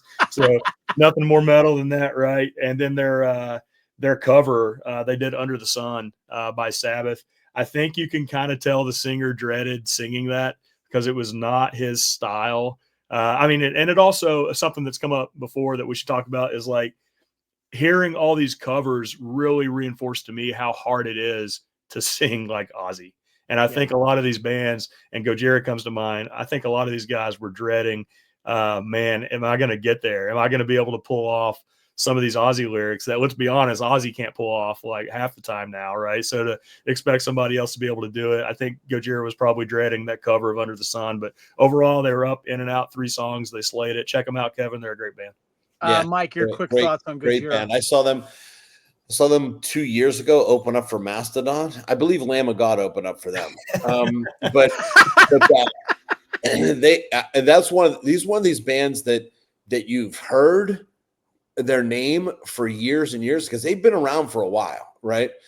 You've heard their names, but you weren't familiar with them at all. That's me. So when I saw them 2 years ago, I said, okay, finally I'm going to hear what Gojira is. And they blew me away. It blew me away. Right. Both, me and my wife were both blown away by Gojira. We became Gojira fans right then and there. Then the Olympic thing happened and it was like, whoa, it was such an amazing moment. And I even remember the announcer saying, well, I didn't have heavy metal Gojira on my bingo card for the Olympics. I remember they said that. And it was just an amazing moment. They're on the Bastille playing or wherever it was, some sort of, it wasn't a Bastille, it was some other play. And Marie Antoinette had her head cut off. And it was like, oh my God, this is the most amazing. I've been to that location. I know exactly where that is. Yeah. It was amazing. And what Johnny was saying about the singing, I've also always said, Ozzy isn't a great singer, but if you have to cover a Sabbath or Ozzy song, you better sound like him. And it's hard to sound like Ozzy. Yeah, he has such a unique voice. He's not a technical singer. He's not Jeff Tate or something like that. But you need to sound like him. And if you don't sound like him, it sounds off. Yeah. So I think like when Johnny said, the voice of Gojira, the lead singer of Gojira, and there's brothers in there too. I think 2 of them are brothers. The lead singer, his voice does not fit with Ozzy. I would have rather seen him just singing his voice. Gotcha. That song instead of trying to sound like Ozzy. Well, I'm in interest of time here. I'm going to combine the next 2 performances here. We've got a drum off here that played Symptom of the Universe with Chad Smith, Travis Barker, Danny Carey, plus Tom Morello and Nuno Betancourt and Rudy Sarzo. And then we get into the super group B here, guys. First song that performed was Breaking the Law with Billy Corgan, Tom Morello, KK Downing, Adam Jones, Rudy Sarzo, and Danny Carey. Pay attention to the names that are playing all these because this is some MVP type stuff that's going on here. Then Snowblind, and this is the 30th song that has been played on this whole set here with Billy Corgan, Tom Morello, KK Downing, Adam Jones, Rudy Sarzo, and Danny Carey. Then Flying High Again, one of my favorite Ozzy songs, with Sammy Hagar, Nuno Betancourt, Adam Wakeman, Rudy Sarzo, Chad Smith, and Vernon Reed.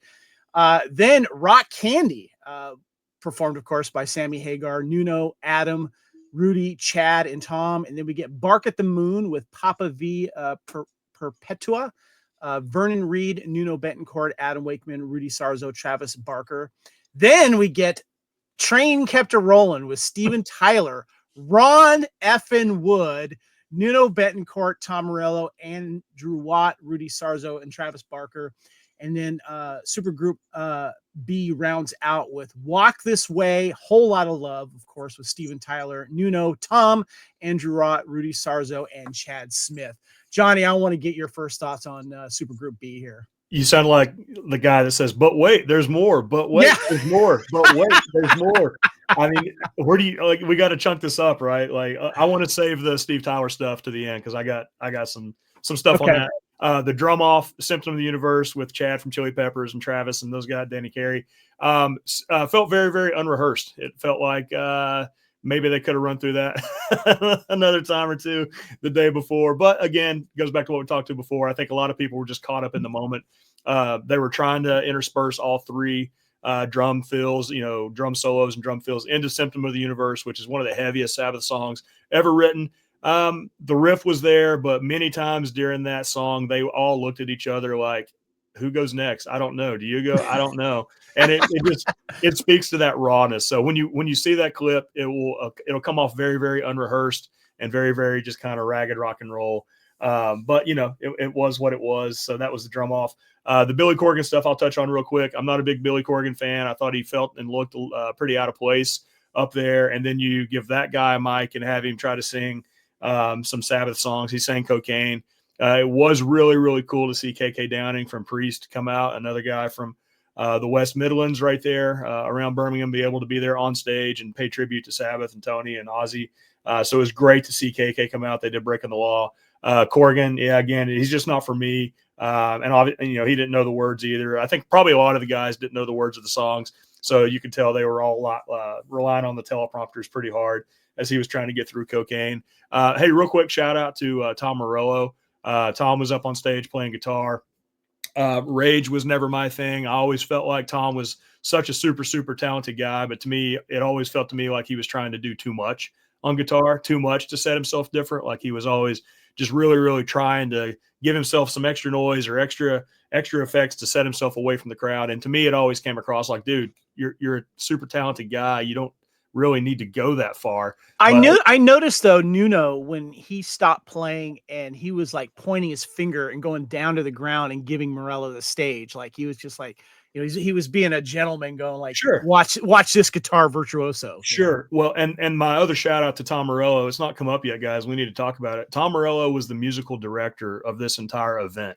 Right? Really? He was. So when we're talking about things like, oh, I wonder who made the decision to do this, or I wonder who put this here, or I guarantee you Morello had a lot of input into that.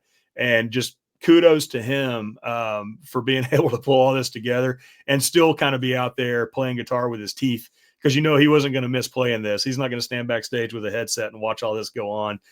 He's out there doing it. So just kind of kudos to him. Real quick, I'll hit Sammy Hagar. Man, I love Sammy. I've always loved Sammy. I'm a big Sammy fan.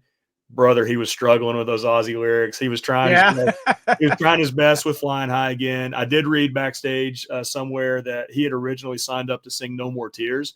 And then word came down that actually Ozzy might sing No More Tears. So Sammy could not do that. So he struck No More Tears from his list, decided to do Flying High Again. Instead, he struggled through it. I love him. He made it a party like he always does. He was having a hard time. And then in the end, we'll get to it, Ozzy did not perform No More Tears. So Sammy could have done that. In an alternate universe, we got Sammy singing No More Tears, but it didn't happen here. And then obviously he came back with the Montrose song, Rock Candy, from way back, which was great. And then I'll finish it up real quick. Papa from Ghost. So Papa steps out. Ghost is on top of the world right now. I think they just recently have hold on, Mike, show your shirt. You saw them last night? Yeah, they're touring. They're touring. They're out there. They're doing their thing. And I'm going to see him again on Tuesday. Nice. Oh, Jesus. So that's great. Ghost is out there. I think they hit #1 on Billboard. I think, Mike, you can nod if that's true. I think they've got.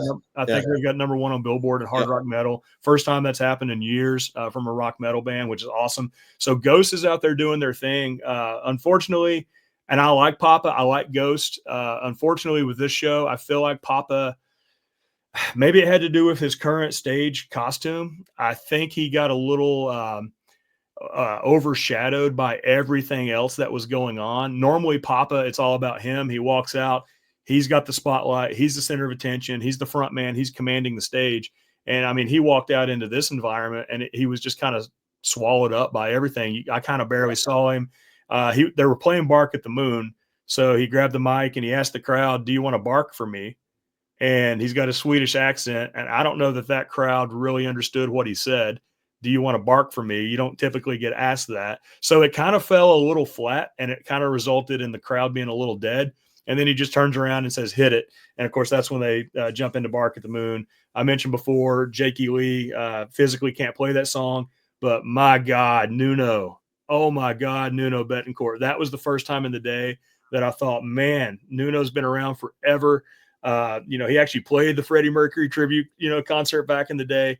And now it was really on Bark at the Moon when I listened to Nuno just shred that solo to pieces. And another quick shout out, I'll shut up and toss it to Mike before we get to the Steve Tyler stuff. But just a quick shout out to Rudy Sarzo, who was on bass through all this. Rudy was a touring bassist back in the Ozzy days, done a ton of stuff, just a nice guy, a great guy. Rudy was up there having the effing time of his life, man. So we can talk about Nuno all day, but I thought Rudy just slayed it. He killed everything he did that day. Thank you for mentioning Rudy. Yeah, I love Rudy, man. He was having the time of his life. Nuno was, I would go watch Rudy Sarzo and Nuno play like any time, right? Yeah. So, but before I get into the Steve Tyler thing, that's a whole other thing, man. Let me toss it over to Mike for all that. That's a huge chunk, Kevin. Mike, quick thoughts on this group. Yeah, so Corrigan, I run hot and cold with Billy Corrigan all the time. Although I do respect that he has an appreciation for Sabbath, and he's sort of his own music historian as well. So I do sort of, like I said, I run hot and cold with him a lot. I will tell you, I am extremely stuck up when it comes to the Bark at the Moon solo. I've listened to people on YouTube have their cover versions of the Bark at the Moon solo, and if they miss one note, I am super critical of that solo. I can tell when they miss one note. And when Nuno started playing it, I was saying, okay, let's see if he hits every single note, and he hit every single note in that solo. Did he really? Every single note. Because I feel like we've heard Jakey Lee for years say, "Yeah, no, they didn't hit it right." Yeah, right. The fact that he can't, play it anymore. I'm going to listen to him as gospel. So that brings chills to hear you say that. Yeah, he hit every single note because, like I said, I've heard people play it before on YouTube and say, "Nope, they missed that note. Nope, they missed this note." So I'm very critical of that solo. And when he hit every note, it just completely blew me away. And I knew awesome. He's a virtuoso, but every now and then, even those virtuosos will put their own sort of spin on it. And he did not. He did not put a spin on it. All right, so I'll say it because I said it before. I can't stand Led Zeppelin. Okay. I'm not a Led Zeppelin fan at all. And when they started playing Led Zeppelin song, I said, why would you bring in them? Because I'm not a Led Zeppelin fan at all. I think they're probably the most overrated band at all. And that's my hot take of all time. I recently saw their Live Aid performance, which is absolute garbage. It was hot garbage. And I'm not a fan of them at all. So I thought, why would you do that? Ron Wood, when he came out, it's like, wow, there's a huge surprise there. Ron Wood coming out, right? Yeah. And I'm thinking to myself, is he going to be able to keep up with this? Because it was fast. And I'm thinking, if they had him solo, they pointed to him to solo. And I'm thinking, because I'm thinking, Ron Wood, is he going to be able to play that fast? And I'll give him a B-. He was listen, it was completely out of his comfort zone. It's Ron Wood though, man. Come on. So I'm giving him an A for being Ron Wood, nice. and then a C for the performance. So that evens out to like a B-. Okay. Well, Papa, I Bark at the Moon is the perfect song for Papa to sing. and I'm a huge Ghost fan. Like I said, I saw him last night, and I'm going to see him again on Tuesday. There was a moment where he was sort of out of his element in terms of when he asked them to bark for him. I think that there's, remember he's a Swedish guy putting on an Italian accent, so you have some little problems there. Right. And then I'll defer to Johnny with the Steven Tyler talk. Let's talk about Steven Tyler. This was one of the things, Johnny, you brought it to my attention first when I was following you on this, because there's been some health issues with him and just the band in general, and you were surprised by his performance. Yeah, I don't know if I was surprised. I was just impressed. And it wasn't just Tyler. It started with Ron Wood. It started with the introduction of Ron Wood, right? So at this point in the festival, it's been a very, very metal day, right? With a couple of exceptions here and there. And now it's like they introduced Ron Wood. Okay, Ron Wood is here. And at that point, it started, and when Tyler walked out, which I'll get to in a second, it even added more to it. But now it became, in my mind, I'm like, you know what? This is not just a Black Sabbath farewell show. This is a celebration of the history of hard rock, the history of metal, right? You're bringing Ron Wood out. You're bringing Steven Tyler out. We're getting ready to hear, Mike's favorite band, Led Zeppelin songs. Like it's now become bigger than what I expected it to be. It's now, we're just going to celebrate the history of hard rock. And this was probably 1 or 2 in the afternoon. And I'm just like, I didn't know we were going to go here today. I thought we were going to hear some cool covers of Sweet Leaf and Snowblind or whatever. But now I've got Steven frickin' Tyler out here singing with a Rolling Stone. I've got Nuno, who's a champ, on backing vocals. They're singing Train Kept a Rolling. Nuno's hitting all the backing vocals. They go into Walk This Way. Now Nuno's slaying all the Joe Perry solos after he just got done slaying the Jake E. Lee solos. He's flawless. When they introduce Steven Tyler, it gets back to that ragged, unpolished rock and roll I'm talking about. Steve Tyler was backstage. His earpiece wasn't working, I assume, because he's got the mic in his hand and he's blasting out through the whole PA. I got no mic. I got no mic. I got no mic. Everybody can hear him, including the crowd, right? I got no mic. I got no mic. And then finally, they get him under control. I think he had a mic because everyone could hear him. I just think he couldn't hear himself in his earpiece, right? So it just goes right back to what I've talked about before. Like, this is rock and roll, baby. It's sloppy, it's unpolished, it's ragged, and it's awesome. And by the time they get Tyler out on stage, man, I don't know if I've ever seen Steve Tyler look better or sound better. I've seen Aerosmith live. It's, has been hit or miss. They got plenty of health stuff going on over the years. Man, you talk about a rock front man. Steve Tyler walked out, and in 3 songs, he just freaking owned that stage. He was the Steve Tyler we all have known and loved like our whole lives. And he blew the roof off that place, right? And then the highlight for me, I get the Zeppelin hatred there, Mike. But Whole Lot of Love, what a cool jam song. And they didn't do the whole song. They just did the outro kind of after the break. And everybody was having such a blast with that. Chad was back there on drums, just going crazy, and they just rocked it out. It became a huge, huge rock show, and you could feel the energy. Rudy Sarzo was blasting away. Chad was blasting away on the drums. Tyler was singing his ass off, and it got to the end of that song, and you could tell the energy was there. I don't think this was a rehearsed moment. Chad from Chili Peppers was just like, I'm kicking the drum set over. So he just kicked the drums over, the fellow kick drum fall. He tried to. I think he got some pushback on a couple. But he was just going to destroy the stage. And that was what the energy felt like. And I guarantee you they didn't rehearse that. Okay, guys, let's destroy the stage at the end of this. No, that's just what the moment culminated to, right? And Rudy walked off that stage with a huge, huge smile on his face. And that's when I started texting all my friends. I'm like, all right, I was expecting we might hear Lizzie Hale sing No More Tears or something. I'm getting Steve Tyler singing Zeppelin songs with Nuno Bettencourt and Ron Wood from the Stones. This is becoming a celebration of hard rock and metal. And if you're a hard rock metal fan, everybody should be watching this right now. And that's when I started lighting people up. Like, there's something special going on today, and I'm not hearing enough people talk about it. That's great. That's awesome. Yeah, I think Steven Tyler was, when he came out, I mean, you could have fooled me that he had any health problems. I think that you can almost see him releasing himself of all the pent up frustration of not being able to perform for the last whatever it was year or two. Love that. And he just came out of like, I've been waiting for this moment for like the last year to come out and play this. And I really hope when they release this on whatever they're going to release it, that they keep in all the mistakes.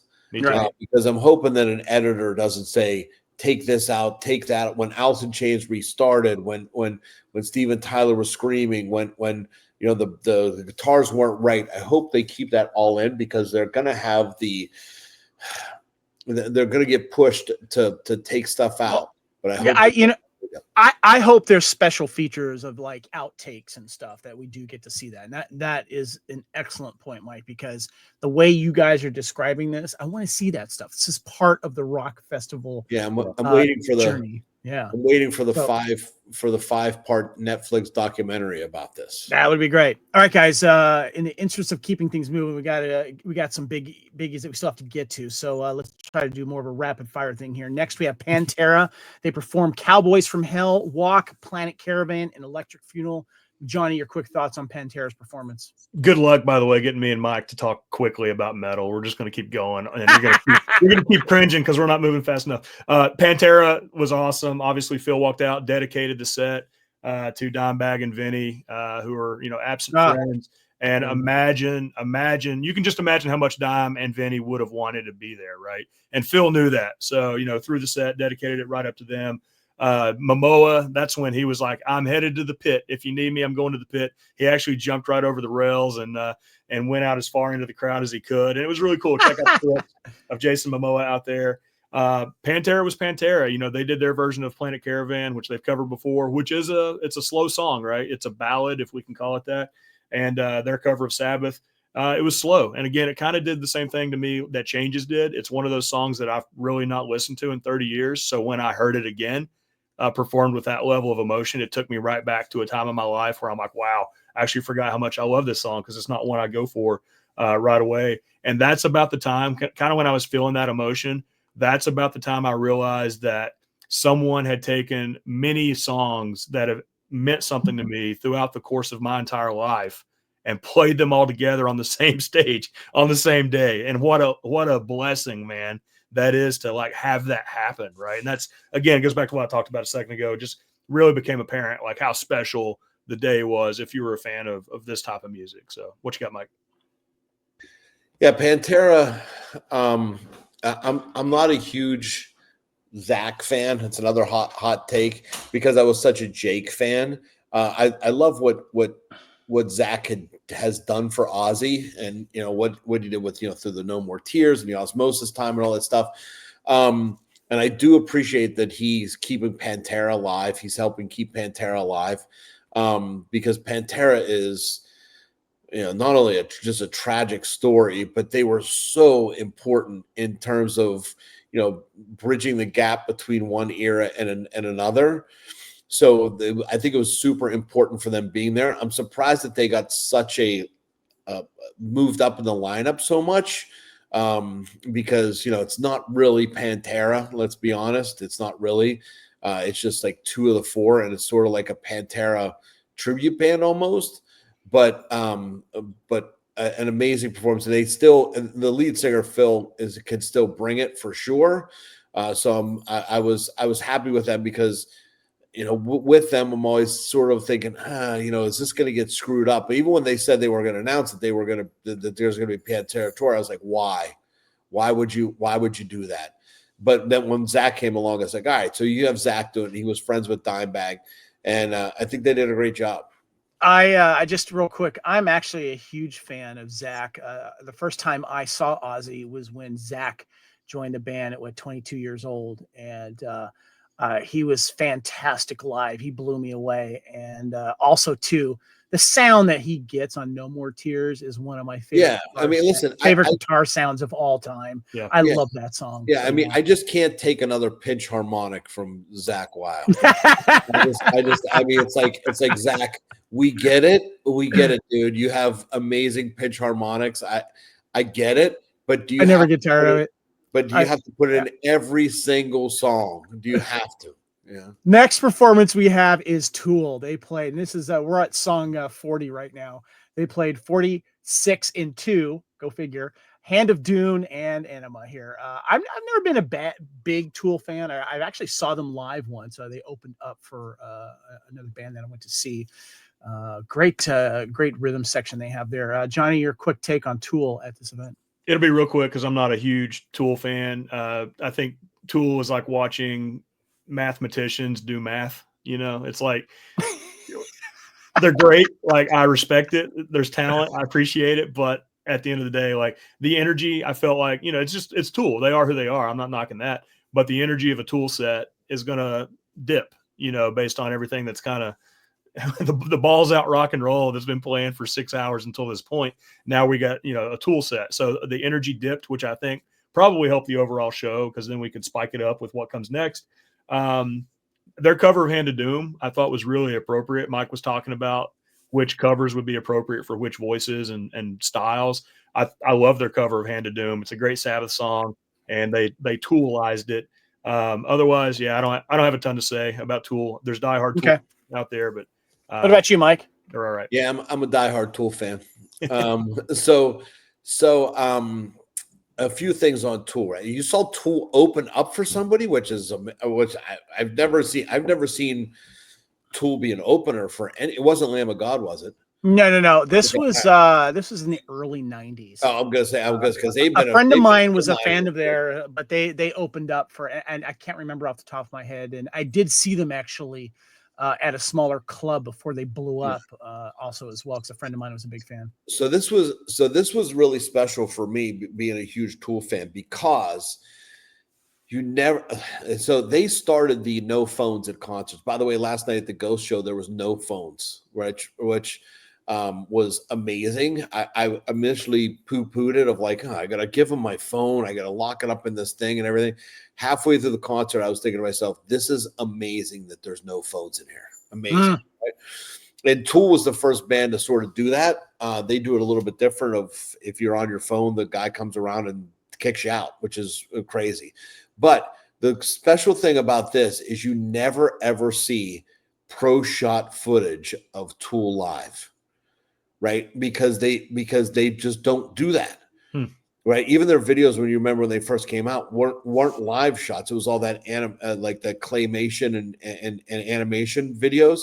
So seeing them live as pro shot footage as a Tool fan was something really special, because you just don't see it at all. I mean, you don't even see live because they have no phones at their concerts. You don't even see live stuff from people shot on their phones. So it's sort of like seeing Bigfoot almost, in terms of you just don't see Tool that much live like this. So for me, it was a big deal to see them do this, and to see them do two of their biggest hits. It was. Listen, they're technical. They're like Rush on steroids, right? And it's a lot of slower stuff, especially 46 and 2, that kind of brings the crowd down.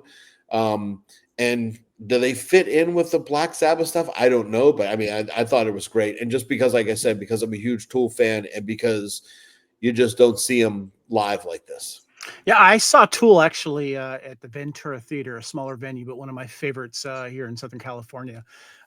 They played, I saw them in December of 1995 because a buddy of mine was a huge fan. So I went to go see them. And I will tell you about Tool. They are the best sounding live band I've ever heard in my entire life. If you said what band sounds best live, I would say overwhelmingly it's Tool. Nice. I don't know what they do or how they do it, but when you hear Tool live, it is perfect. Nice. And it came through on this video too when they performed. They sound perfect, and I don't know. And here's a band that in a festival setting that everybody's using the same equipment, everybody's using the same sound, but they still sounded. I'm not going to say better than anybody else, but right. They still sounded like perfect Tool. So I don't know what they do or how they accomplish it, but they do. Next we have, and I was excited to hear about this because when it comes to speed metal bands, these guys are high on my list. And I saw what I thought was their farewell tour.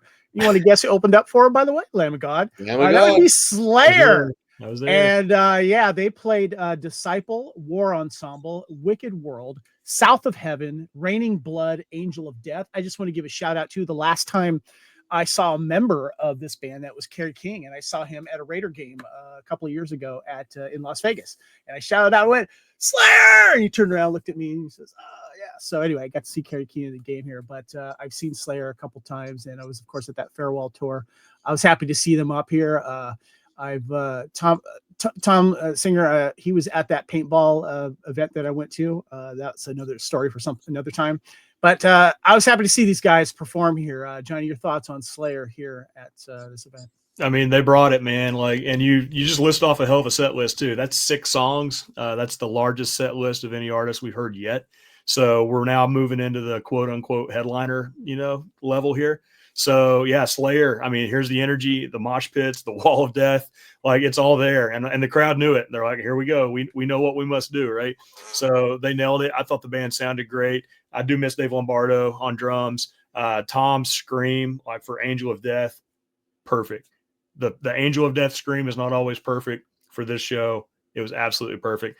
Nothing to say about Slayer, man. I love them. They came out, they know their role. They did exactly what they needed to do, and they blew the roof off the joint. Got the crowd really, really psyched for what was coming next. So it was a great set. Mike, quick thoughts on Slayer? Yeah, for a retired band, they sure do play a lot. Every festival I see them on, I think, wait, I thought they retired. Yeah, I mean, giving them a lot of songs to do was the right thing to do, because boy, I mean, Slayer. I mean, if you want to talk about a band that's been influenced by Black Sabbath, this is it. Right? The Slayer is it. I mean, there would be no Slayer without Black Sabbath for sure. No doubt. Yeah, I agree with Johnny. Can you just bring out Dave Lombardo for this? I mean, it's one. I mean, really. I mean, it always pisses me off with these bands of, like, you're 60 years old. Just get it together, guys. bury the hatchet, guys. Yeah, Skid Row. Can you figure? Yeah, Skid Row, Queensryche. Can you just get it together? Like, this is a really special moment. Can you just throw Dave Lombardo in there? I mean, Jeff Hanneman's dead, so you can't put him in there. But, like, let's get 3 out of the 4, please. And but again, yeah, I mean, Slayer is always going to be Slayer. Real quick, I do have a quick question for you guys. Was during this part of the show, obviously Slayer is one of the, of course, pinnacles of of speed metal. Did you get the feeling like, okay, this we've had such good performances this far, some surprises? Did you feel like, okay, this is where it's really, really stepping up? Well, this is where you start to. I mean, you were thinking mostly through the show, how are they going to top this? How are they going to top this? How are they going to top this? And then I stopped thinking about how are they going to top this, and I just said to myself, just enjoy it. Just shut up and enjoy it. Don't worry about topping this, topping that, topping this. Just go out there and play. Right? Were you there too, Johnny? At this time? For sure. I was already there. Like, there was no like, okay, now we're kicking it into high gear. By this point, we'd been in high gear for hours. Hours. Yeah. And it was just, I was more appreciative of just kind of how the energy of the whole event flowed. It was up through the roof, then it was down, then it went back up again, then it was down. It was really well paced, man. And I gotta give some love to Tom Morello and whoever the crew was that made that decision, because the pacing of the day was really, really great. And Slayer Slayer, they didn't kick it in overdrive because we were already in overdrive. They just injected their Slayer energy into the whole mix. And by the way, real quick, Wicked World was their Sabbath cover. That is the most un-Slayer-like song they possibly could have covered. I mean, the obvious thing would be they would cover, like, Symptom of the Universe or something, Children of the Grave even. But I mean, they covered Wicked World, man, which is, I won't get into it, but it's almost a jazz tune. That's awesome. And to hear Slayer like kick into that, I'm like, although I will say, if Slayer did Black Sabbath, that would probably fit really well too. Because it's like that grungy, slow build. All right. Next, we have the biggies. They start coming here. We have Guns N' Roses. They hit the stage here. and they have a 5-song set here. They start off with song number 49 of the entire set here, Never Say Die, followed by Junior's Eyes, Sabbath, Bloody Sabbath, Welcome to the Jungle, and Paradise City. Now, I just want to start off by saying Guns N' Roses is one of my favorite bands of all time. We all know Axl still struggles with his voice. I recently saw them in Australia at a really huge event and had a lot of fun there. Of course, Axl is not Axl like he used to be. I don't give a shit. To me, they still put on a good show, and I'm there also for Slash. Slash is my favorite guitarist of all time. And I was really excited that I found out when they were on this set. I have not watched this set yet. I'm going to save it till later. Johnny, I want to get your thoughts on Guns N' Roses here at this concert event. Yep, I'm just going to say it, Kevin. I'm not gonna mince words here. I thought the band sounded great. The band sounded as good as they've ever sounded. I thought Duff looked and sounded great. Slash, Axl, man, he was struggling. He was not only struggling through the Sabbath songs, he was struggling through GNR songs, right? Yeah. And it wasn't like a lot of the other bands where, okay, they just got to get through the one Sabbath track where they try to do their best, version of Ozzy, and then they can get back into the safety comfort zone of their own songs. Axl didn't have a safety comfort zone. He couldn't go from Sabbath, Bloody Sabbath, and then go into Welcome to the Jungle and Paradise City. It was just, I'm not surprised. Yeah. Yeah. It was vocals were rough. I'm not gonna hide it. It was good to see Axl. One thing I did see is at one point, Kevin, he was addressing the crowd, walking across the stage in between songs, and he tripped over some mic cables or monitor cables, and he just kind of laughed it off and said, as I trip over some shit here, and he just kind of laughed it off. And it made me think, you know what, this is a new Axl, because Axl in about 1990 probably would have slammed the mic down and ran off stage, and maybe a riot ensues, right? So the fact that Axl can trip on stage in front of a bunch of people, just kind of laugh it off, shit happens, let's get on with the show. Feels like he's humbled over the years. So that's a new Axl. So Slash and the band, I thought they sounded great. Axl really struggled, and also felt sorry for the crew. They dragged a piano out on stage for him to play it for exactly 45 seconds, and I'm like, that's a big heavy instrument to drag out there just to be played for about 40 some seconds. But they did cover Junior's Eyes, which was, again, another bet that I would have lost. That's a really obscure Sabbath song that no one expected to hear that. It's funny, as you guys mentioned these songs, I'm looking to see if they're on this collection here, and some are and some aren't, but that's an interesting point that you said. I imagine every Sabbath song we've mentioned so far would be on that compilation. I can't picture Junior's Eyes being on there. So. Yeah, that's a deep cut. Yeah. I'm not seeing it on here. Anyway, but Simmer, what are your thoughts on Guns N' Roses set here? Yeah, I mean, Axl was struggling, and we saw them about 2 years ago, and my wife and I saw them about 2 years ago, and that's about when I saw them. Yeah, and I said to my wife, I said, Axl doesn't sound like Axl, and my wife said, I don't care. I'm singing all the songs myself anyways. That's what I said to myself when my wife said the same thing that you said. And I was like, good point. But then when you hear them like this and you think, oh man, I mean, he was struggling. And he's sort of like Zoloft Axl now, like he's sort of chilled a lot. And my wife, who had never seen them in their heyday, she said, how much different are they? And I said, Axl isn't mad anymore. When he would sing with like anger, and maybe that's what's missing. Mm-hmm. When you see those old things where he's running across the stage, he looks like he's running after somebody. Yeah. He looks like he's pissed all the time. And maybe that's what's missing in there. Maybe he just can't hit the notes anymore. That's probably it too. I never really heard Sabbath's influence in Guns N' Roses music a lot. But I know they were, because Duff was like always like a punk guy. Yeah. And so maybe Izzy did have a lot of Sabbath in it, but when the Junior's Eyes is like, I mean, that's what no one, when Guns N' Roses said, we want to play this song, I'm sure everyone was like, yeah, go ahead. Nobody else picked that one. Right. The band sounds great. I mean, Slash is just Slash. He's going to always be Slash. But okay. I don't want to say it was a low point, but Axl's voice was really rough. I'm not surprised, but Axl's going to be Axl, but they still put on a good show. And it seems like whether he can hit the notes or not, more than not, the crowd still gets riled at these things. And yeah, a lot of the crowds are singing the songs for him. So there you go. All right, next we have Metallica. They start off with song 54 of the entire set with Hole in the Sky, followed by Creeping Death, my favorite Metallica song, For Whom the Bells Toll. And they continue with Johnny Blade, Battery, and then end off with Master of Puppets. All right, one of my favorite metal bands of all time, of course, is Metallica. Johnny, your thoughts on their set here on this concert? Yep. I mean, right now, this second in the life of Metallica, they are a well-oiled machine. You know, they've been on the M72 tour for a while. We caught them on that tour up in Jersey.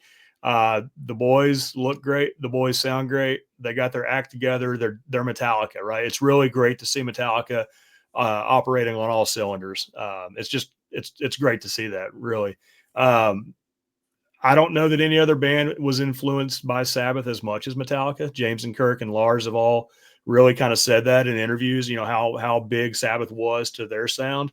Metallica has released cover albums over the years where they've covered Sabbath. You know, they've covered Sabbath, Bloody Sabbath, and other tunes.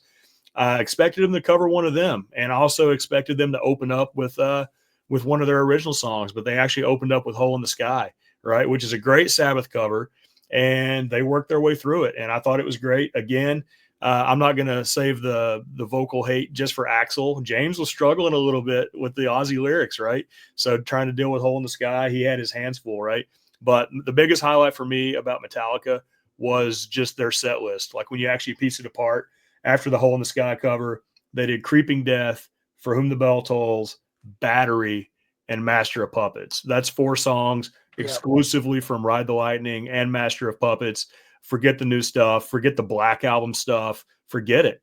And part of me almost says, I wonder if they knew they were going to be following up, you know, bands like Slayer and Anthrax and other bands like that. And they're like, you know what, let's just take it back to our roots and only play songs from our second and third album. And then, yeah, they covered Johnny Blade, which is another obscure, you know, Sabbath song from Never Say Die. Not on this list, by the way, of this compilation. Not. I was looking for it on there. Yeah, not seeing it on there. Yeah, but I was happy to see him cover something different that I would have lost a lot of money that day if I'd made bets on songs. So glad they did. Glad they covered their earlier albums there. Ride the Lightning's my favorite album of theirs. Mike, thoughts on Metallica real quick? Yeah, thank God they didn't disrespect the stage with anything after And Justice for All. So because I'm not a Metallica fan after the Black Album. I listen, like Johnny said, they are a well-oiled machine. They are about as tight as you can be as a band. They are a corporation now that makes just money hand over fist. I'll sort of leave it at that because I don't want to disrespect Metallica, which, you know, they're another one who have like a little thorn in my side throughout the years of what they've become. I love the fact that there's so many like amazing like people these days. Hang on, my dog's barking. Well, while he's doing with his dog, Kevin, check out Kirk's guitar. That was done intentionally. That is the first time I think I've seen Kirk play an SG, and he's got a silver SG, and that thing looks nice. That's a nod to Tony. That was intentionally done, and yeah, you had that picture up, and Mike's dog was barking, so I wanted to draw attention to the SG. That's great. So they just, like I said, they're a well-oiled machine at this point. Still selling out all around the world, respected. When I fell in love with them in 1984, I would have never thought that they would be at this pinnacle, which I would give them credit for. And I love the fact that there's so many people, including many of my students, who are discovering them. I love that fact. Just a shout out to fire Lars. And I just want to shout out that one of the huge TV series that a lot of people discovered them, of course, is Stranger Things. And exactly. I when they played was it Battery? I think it was Battery. I think they played. It was Master. Sorry, Master of Puppets. Yeah, Johnny played Master of Puppets, and I loved the social media around that. That was great. All right, guys. One last thing on Metallica, not to pile on Lars. he has a tough time keeping up on battery these days. Yeah. You can start to see he's wouldn't? showing his age. He's actually discussed that on Howard Stern show. So he's been forthcoming about that, because Howard Stern always has Metallica on. He's a huge fan. So I forgive the artists when they can't keep up with their own songs. And, you know, like a friend of mine saw AC/DC and they said they were great, but they were just slower, you know, and I'm fine with that. You know, as long as you're playing the hits and you're giving it all at your age, I'm going to respect that. So, all right. The man himself takes the stage. We get Ozzy Osbourne doing a 5-song set here. The songs that he does are number 60 through 64 of this entire set. Says they play I Don't Know, Mr. Crowley, Suicide Solution, Mama, I'm Coming Home, and Crazy Train. Johnny, did you think that they were going to play No More Tears since no one else was? I just want to get your quick thoughts on that when you tell me about Ozzy's set here and what was it like to see him come out. It's not that I thought they were going to play it. I had hoped that they would play. I love No More Tears. And also, not to take anything away from Ozzy, but the guys standing on either side of him would be Zakk Wylde and Mike Inez, right? Who were the musicians on No More Tears. Yep. You know, they were the guys standing right beside him. So I thought, what a great No More Tears lineup to have out there to hear some of that. But, you know, we all knew it would come down to Ozzy's health. You know, we all knew it would come down to, is he going to do 8 songs? Is he going to do 12 songs? Is he going to do 2 songs? And I don't think anyone, including Ozzy Osbourne, had the answer to that until that night. You know, it was going to be played by ear. So, you know, the first thing that obviously everybody kind of picked up on, you know, you never saw Ozzy standing. Ozzy's chair was lifted up. It emerged, you know, from the stage, and he was immediately brought out a little side table with a hot cup of tea and other stuff just to help him get through it. Right. And I noticed he was also spraying something into his mouth to help with his throat as well. Yeah. I'm sure he had a whole cabinet full of remedies to help him get him through this. And obviously no one's knocking Ozzy. Like it was a blessing to have him there. Like let the guy have anything the man needs. Like just let's get through this moment. Let's get through this show and get to it.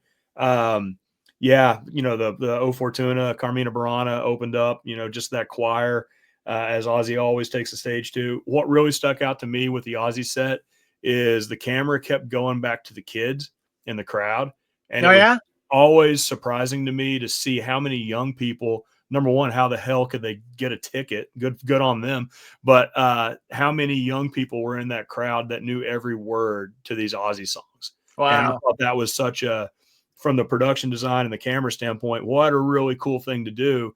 If you got, 15-year-olds that know every word to Over the Mountain, put the camera on them, like show that, right? Because that was a cool thing. Let's just be honest. He played Mama, I'm Coming Home. There was not a dry eye in that play. Yeah. I mean, and I kept waiting for the camera to push in on Zakk. I wanted to see what it would be like. Let's put Ozzy aside for a second. I wanted to see like what Zakk's emotions were right now, because Zakk's been on a ride with Ozzy for a long time, Kevin. You mentioned it a minute ago. You never really see Zakk kind of open up about stuff like that, but I really wanted to see the camera on Zakk, when he was playing the 12-string acoustic during Mama, I'm Coming Home, just to see what was kind of, going through his brain. There was not a dry eye in that place. Everybody knew, this would be the last time anybody would ever hear these songs performed live, and then like you do, you end up with Crazy Train. And obviously the big highlight of Crazy Train, Randy Rhoads had not really been mentioned or acknowledged throughout the whole day, and they kind of saved it for Crazy Train. And now we're seeing the old video footage of Randy playing the Crazy Train solo while Zakk is playing it on stage, right? So I'm getting chills hearing you talk about that. Yeah, well, I mean, it's heavy stuff. If you're a fan of this music, and have been for your whole life, like this stuff is pretty heavy stuff. It's important stuff, and it's cool to see it play out. Ozzy, sounded like Ozzy. I'll take any Ozzy I can get in the year 2025. We all would have lost money back in the day if we thought we'd be watching Ozzy sing these songs in 2025 on stage. Like no one would have won that bet, and yet here we are. So it was what it was, and it was worth the wait. I'll say that. Awesome, Mike. Your thoughts, Ozzy? Yeah, not playing No More Tears is going to remain a mystery to me. I would have liked to hear that other than Suicide Solution, which was never a fan of. The other songs in the set list perfect. You knew he was going to play Crazy Train. I mean, it's got so many hits, how do you pick which ones you're going to play? But, hearing that, Sammy was going to do No More Tears, and then Ozzy said he was going to do it and then didn't do it. And I'm sure that if they, right before they went on, said, we're going to play this instead of that, it would have been fine. Him not playing No More Tears, I think was the only sort of regret, I would say, that I had during the day. But I would have thought the same. Yeah. And I at first I felt bad for him because I'm like, this, you see him, he was like almost itching to get up out of that chair. Like he couldn't control himself in terms of like, I want to get up so bad and I can't. And you had to get over that initially because it was sort of sad to see. So you had to get over that and get into that point of like, listen, this is the last time you're going to see him. This is the last time you're going to see him perform. So whatever he's doing, just take it all in, because you're not going to see him run up and down, and you're not going to see him throw buckets of water in the crowd like he used to. It's just not going to happen. So just take it all in and just appreciate it. The band sounded great, by the way, too. That's awesome. It's interesting. I knew that ahead of time that he was in the chair, and I was just happy that he was performing. And it's funny, it brought me back to the first time I ever saw a musician perform their entire set from a chair was due to injury. It was Lane Staley from Alice in Chains when he I think he broke his leg or did something like that and went on the tour or did finish whatever shows that he could from a wheelchair. So I thought that was cool. But great to hear, guys. Well, we're here at the end. Oh yeah, Mike. No, go ahead. Go ahead. Okay, we're here at the end, the reunion, the final performance of Black Sabbath with all original members. And they play 4 songs from 65 through 68. And they start off with War Pigs, NIB, Iron Man, and Paranoid. And it seems like this was probably one of the best tributes and maybe most poignant reunions of all time, knowing that this is it for sure. They hit the stage, Black Sabbath, the inventors of heavy metal, some people will say, and influenced by so many musicians that we love today. Johnny, knowing that this was it, give me your thoughts. Yeah. You go to a Black Sabbath show, you know what you're going to get. I've been lucky. I saw Sabbath on their first reunion show, back in the 90s, the first time the original 4 got back together. They headlined Ozfest for a few years after that. So I've seen Sabbath, a bunch of times, and to be able to see them take the stage here, I already knew what I was going to get song wise. You can't be a Black Sabbath fan and not expect to hear War Pigs, Paranoid, Iron Man, and NIB, right? You're going to get those. I expected to hear the song Black Sabbath as well. And actually the stage crew kind of teased that out in the tape leading up to their first song. You heard the church bells and the storm, which is the indicator that you're getting ready to hear Black Sabbath. And then it suddenly switched from that and went into the sirens of War Pigs, which is what they actually opened up with. And Sabbath traditionally opens with War Pigs. I thought we would hear the song Black Sabbath. We didn't. Kind of makes me wonder how many other songs. I did see an interview with Tony that he said other songs had been rehearsed, including Black Sabbath and maybe 1 or 2 more. So behind the scenes, the answers that we don't have right now is, were they originally going to play 6 songs or 8 songs? And was the decision made then to cut it down to 4? There was really no surprises for me here at the Sabbath set. Tony and Geezer are Tony and Geezer, just phenomenal. Geezer is just an incredible bass player. As much as we've been, I was watching it in the background. Dude still got it, man. Yeah, he's great reps. Of course he does. Jesus Christ. And it's no surprise there. Like he was just on fire. As much as we've been celebrating Sabbath, all day talking about this stuff, Geezer probably still is one of the most just undervalued bassists out there. I don't hear Geezer's name enough in the bass player conversation. And he was a guitarist before he picked up bass, and you hear all that. Like just he goes off on his own in his own world, and it just makes that Sabbath sound. Tony is Tony. He's had health issues over the last few years. Luckily, came back from cancer and was able to stand there and play these songs that we love. Bill, he was a wild card. We didn't know how Bill Ward was going to be on drums, We didn't know how Bill Ward was going to be on drums 26 years ago when we saw him, right? And, Bill plays the same song different every time, right? And there's always some improv in there with Bill. Bill's got the jazz background. And let's just talk about his health. We never really knew if he was going to make it through one or two songs and then have to have somebody come in and sit in to finish the set. And God knows there was enough drummers there to come in and do that. But Bill was the wild card. I love that he took his shirt off. Yes. First song. That's just kind of the most Bill Ward thing ever. I read an interview. Tony Iommi said he looked like Gollum from Lord of the Rings, which cracked me up.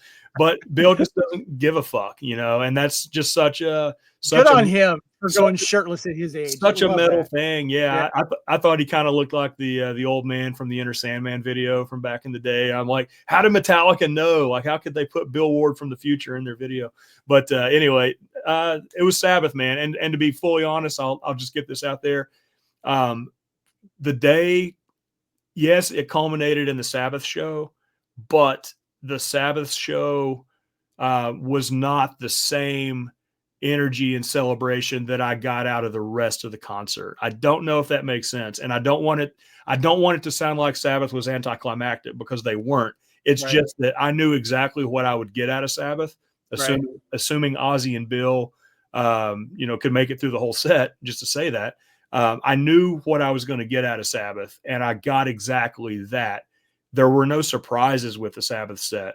It was everything leading up to that for me that made it really a lot more of a special day. It was all the other bands paying tribute to Sabbath.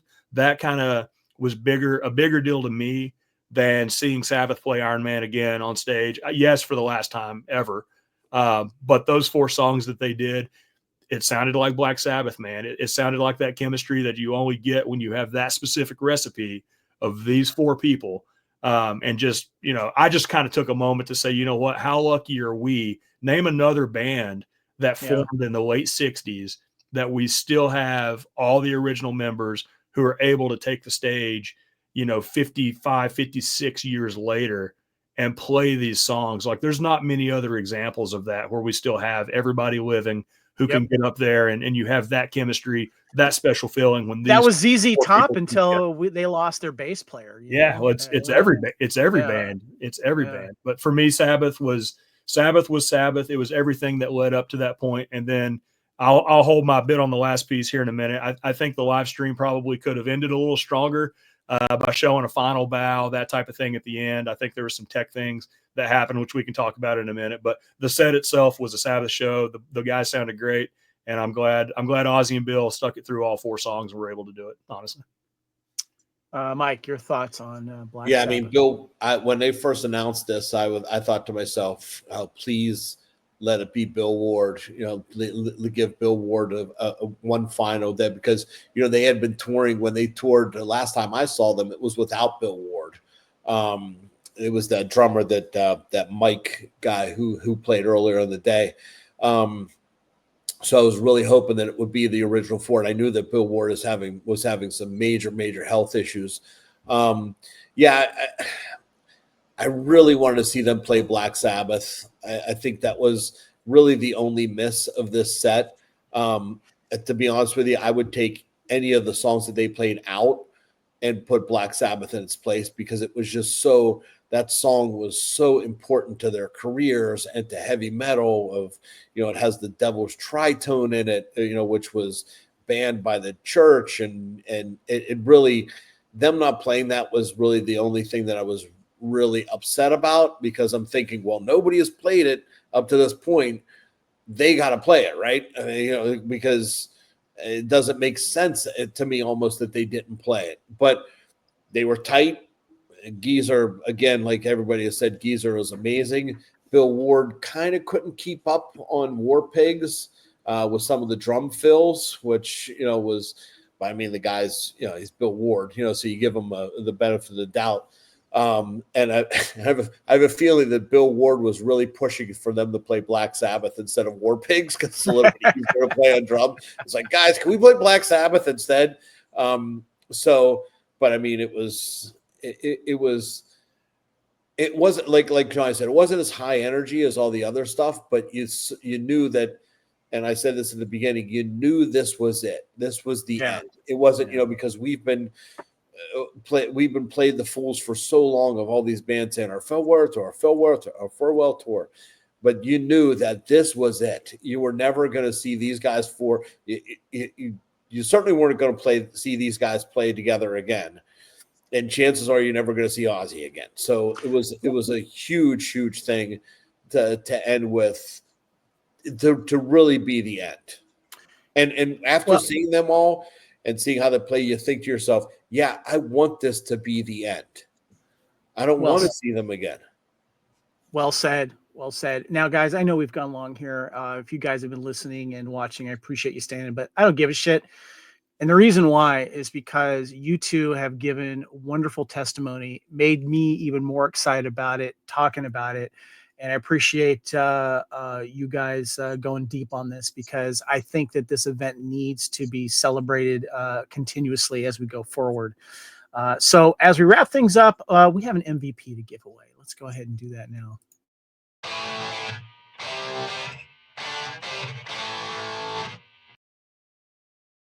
Now, I'm going to just go ahead and say this without even seeing all of this show, from the input that I've gotten from you guys and from a lot of fans and social media. And I just recently did listen to the interview with Nuno Betancourt on Trunk Show. MVP of the show is Nuno. He ended up playing 12 songs, apparently more than he expected. Extreme guitarist Nuno Betancourt during Youngblood's astounding cover of Black Sabbath's Changes at the Back to the Beginning concert on Saturday, July 5th. Undoubtedly one of the finest musicians to grace the Villa Park stage on that day. Betancourt played 4 songs with Supergroup A. In the early afternoon, Ozzy Osbourne's Ultimate Sin, Believer, Black Sabbath's Sweet Leaf, and Changes. The Portugal-born guitar virtuoso who supports Liverpool Football Club and Benfica wore Diogo Jota's number 20 Liverpool shirt in a tribute to the late player. Youngblood also dedicated Changes to Jota. Betancourt returned to the stage a few hours later to play Ozzy Osbourne's Flying High Again, Montrose's Rock Candy with Sammy Hagar fronted Supergroup B.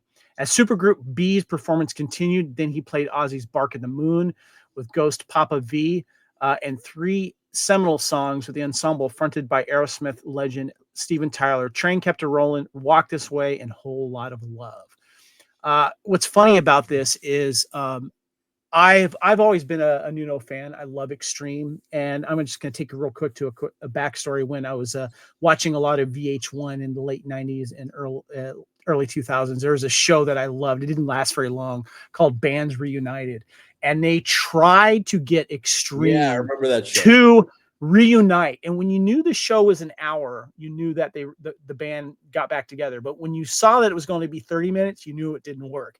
And Extreme episode was 30 minutes. They couldn't get Nuno to do it. He didn't want to get back on there. So I didn't know what was going on, but he's been back with Extreme. They've gotten back together. And over my years of doing the Hair Metal podcast, I've really come to respect Nuno as a musician.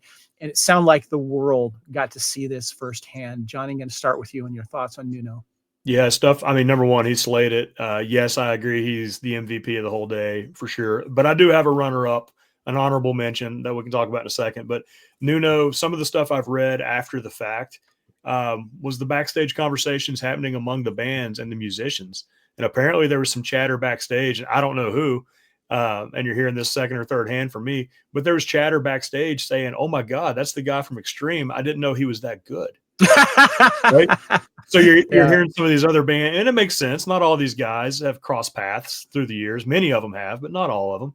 And, you have this backstage chatter where they're like, my God, this guy is phenomenal. We didn't know he was that good. Yes, ladies and gentlemen, Nuno Betancourt is that good, right? I was never a huge Extreme fan. Like, I was like everybody else. I was kind of drifting over to the heavier side, and I heard the ballad from Extreme, and that's all they played for years. They don't play all the other rock stuff, But I'm the victim of that, right? Because I'm Exhibit A. Nope, I heard the ballad. Yeah, it's great. It's nice to make out to your girlfriend too, but that's not a metal band I'm going to listen to based on that ballad. So I'm Exhibit A. That's why I never really listened to Extreme, but I was super, super happy to become a Nuno fan just based on everything I saw. And also, I mentioned before the Portuguese, football player that died that played for Liverpool. You could just see that's a screenshot on the right. That's Daring Changes. it meant something. Like that day meant so much personal, to him, not just for that, but just to interrupt you real quick on the Trunk interview, talked about trying to get his hands on that jersey, and they were able to get it to him, and he felt honored to be wearing it. Yeah, they drove it up. I think they actually drove it over from Liverpool, I think, for him to wear that. But it was just a perfect culmination. Nuno was just one highlight of many.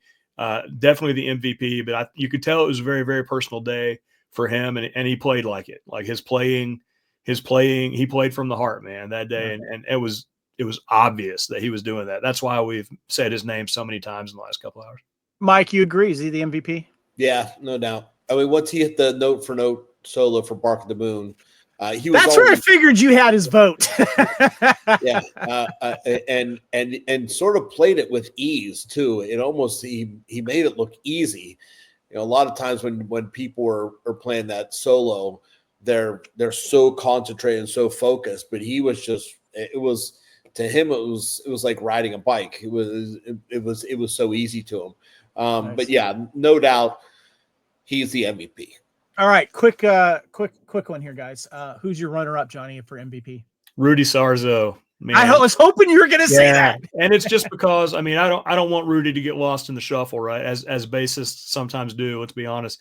Rudy, man, he anchored a lot of those songs. I don't know how many tracks Rudy played during the day. We heard Nuno got 12. I would love to know how many Rudy had. But what really made it for me is just the look on Rudy's face. I think you could tell he's such a humble guy anyway. I think you could really tell that he knew exactly how, I don't want to say lucky, but he knew that he deserved a spot on that stage, deserved a spot to be there, and that he was the anchor, the rhythm section anchor of so many of those super groups. And he did it with this huge, huge smile on his face the whole day. He was out there performing for a huge crowd, having the time of his life. And it was just really, really awesome to see Rudy, making the most of that experience in that day. And people noticed, man, I love watching him play. I love watching him perform. And for me, he was definitely an honorable mention for MVP. From the article real quick, I saw his name listed on 8 tracks. If he was more, I wouldn't be surprised, but I'm glad you mentioned that. Mike, what about you? What would your runner-up for MVP? Rudy would be up there, but I'm going to go out on a limb and I'm going to say Youngblood. And the reason I'm saying Youngblood is because I'm hoping, and first of all, that Change's performance was fantastic, but also I'm hoping that because he was there, that he'll turn some younger people on to Sabbath as well.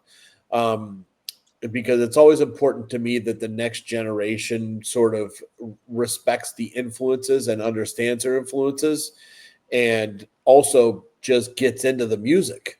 So I've always sort of respected people who open people's eyes to new things but also sort of shows kids of, this is what it's all about. And if he turns some kids on to metal because of that, then I think that's deserving of an MVP. Well said. I'm glad you brought that up. Yeah. If he's going to roll out Billy Idol and show the reverence he did towards Idol, you got my vote. Yeah. Listen, I'm not as my disdain for Led Zeppelin, but our buddy Nez has a disdain for Greta Van Fleet because he says that there's a Led Zeppelin ripoff. And I said, listen, man, if they're going to turn people on to like rock, who cares? Yeah.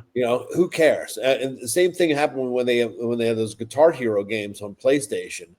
A lot of people poo-pooed them as well. And I said, listen, if it turns kids on to metal and hard rock, who cares? I feel like this is coming from a special point in your heart too, Simmer, that I want to point out because you're a teacher. Yeah. And you've made a point to me that you've, when it comes to music and movies and pop culture in general, you have had a hand in that. So I appreciate you saying that. Yeah. Yeah, I try to turn kids on every year to this artist or that artist, and it's happened. Kids have come back to me years later and said, I started listening to different music and because of you, because a lot of kids don't have that influence or someone telling them what to listen to. And as we all know, a lot of times when you get to be 13 or 14, your parents' music is lame, no matter what they're listening to. So kids want to branch out and find their own music.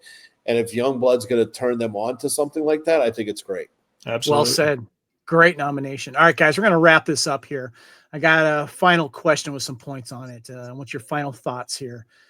I want you to touch on, and you don't have to hit on all these, but just, give me your final thoughts here, your favorite performance or moments. You can also throw in either your least favorite. We've touched on a few of those already. Your biggest surprise, maybe, or maybe biggest appointment or disappointment. And was there a best cover, maybe, or best song? Go ahead and give me your final thoughts, Johnny. I'm going to start with you, sir. God, I have all of those, but it'll probably take me 45 minutes to get through them. So I'm going to spare you that. Man, the highlight, just picking up on what Mike just said, I got to give that highlight, that has to go to Youngblood, right? Because I mean, that was just such a moment, and everybody knew that it was a moment. So that was just a major highlight for me. There were many highlights, but I'll just keep it to that one. And real quick, just to follow up, we're recording this on what's today, the 19th, July 19th, something like that. Yep. That single was just released on iTunes yesterday, iTunes, Spotify, others. So if you go to iTunes right now and spend the $1.29 on that Changes single by Youngblood, that also goes to charity. So Nice. If you're listening to this, go buy that track right now because it goes to a good cause. So that's got to be a huge highlight for me. Some of the other stuff, I don't want to get too into like disappointments. I think it would have been cool to maybe see a few more women out there besides Lizzie Hale. Lizzie was the only female performer of the day. We could all guess as to why some people were there, some people weren't there. A lot of it probably comes back to disputes that have happened over the years and people saying certain things and not. Would have been nice to see, and I won't judge why they weren't there. Would have been nice to see Megadeth there.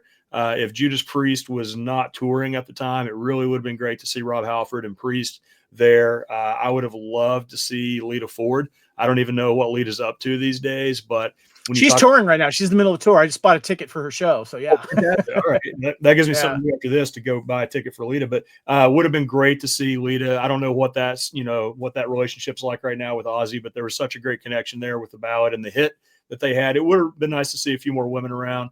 Bummed I didn't hear No More Tears. We heard that. I also really would have loved to see Tommy Aldridge up on stage, who drummed for Ozzy for a long time. I know there was probably some words said and things over the years with Sharon or whatever. But I would have loved to seen Tommy Aldridge be a part of this and some of the others that probably should have been there that weren't there. At the end of the day, we got 10 hours of music. How many more people could we have crammed into that day, But that's why I end this with the same way I started it, which is I think it was probably the biggest day in the history of hard rock heavy metal. I can't even imagine what's number two. And I love the fact that it was so unpolished, right? It was raw. It was rock and roll. All the mistakes were there. You could see the warts. That's part of it, right? And I hope when this goes to Blu-ray or when this goes to streaming, I hope, like we've talked about, they give us the raw, uncut version. I want the full 10 hours, warts and all. I don't want a 5-hour version of it that's been cleaned up. I want the whole thing. I'm never one to advocate going out and buying bootleg stuff, especially since everything's been for charity to this point. But I'll just say right now, there's some YouTube discs floating around of the whole raw uncut performance on eBay right now. So I'll just throw that out there. If you choose to act on that information, that's up to you. But I'm terrified that we're going to get a watered down, cut down version. And even the version that's going to hit the cinema, they've already said they're tracking that at about 110 minutes. So yeah, I figure I'm glad you brought that up, and I'm glad you brought up. You can't do 10 hours in the movie theater. Yeah, no, but yes, you could. Yes, you could. I mean, I could. I have, not anymore, but I have. But thank you for mentioning that, Johnny, because I don't know if you know this, but I like Blu-rays and DVDs. So yeah. Mike, give me your final thoughts. Anything that stands out? Yeah. One of the highlights that I really liked is the cover songs. No one tried to put their own spin on it.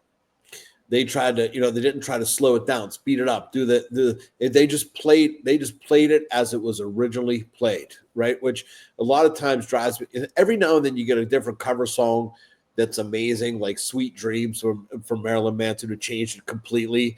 And sometimes it works and sometimes it doesn't. But I love the fact that they just played it the way it was supposed to be played. They didn't put their own spin on it. They played note for note the way it was supposed to be played. Not playing the song Black Sabbath was a miss. Not playing No More Tears was a little bit of a miss. I love Sammy Hagar. I think Sammy Hagar is great. He's a party guy. Not sure he had to be there. I would have liked to seen maybe a little more, because Youngblood was so, his performance is so poignant. I would have liked to seen them push for maybe a little bit more unknown, like sort of up and coming metal bands to be there. There is, and like Johnny said, it's disappointing there weren't more women there, but there are a ton of women who are in new metal bands that are coming out that have women that have women there, and I would have loved to see them incorporate more of that. But over and all, I mean, it's an A for the day. I mean, for sure. Me being the teacher, not sure if it'd be an A+, but boy, it's close. I mean, it's probably a 99, 98, 99. If you're going to give a Rotten Tomatoes, damn, you guys are getting me so damn excied to watch this in its entirety. If you're giving it Rotten Tomatoes, yeah, Rotten Tomatoes would give it a 98, 99.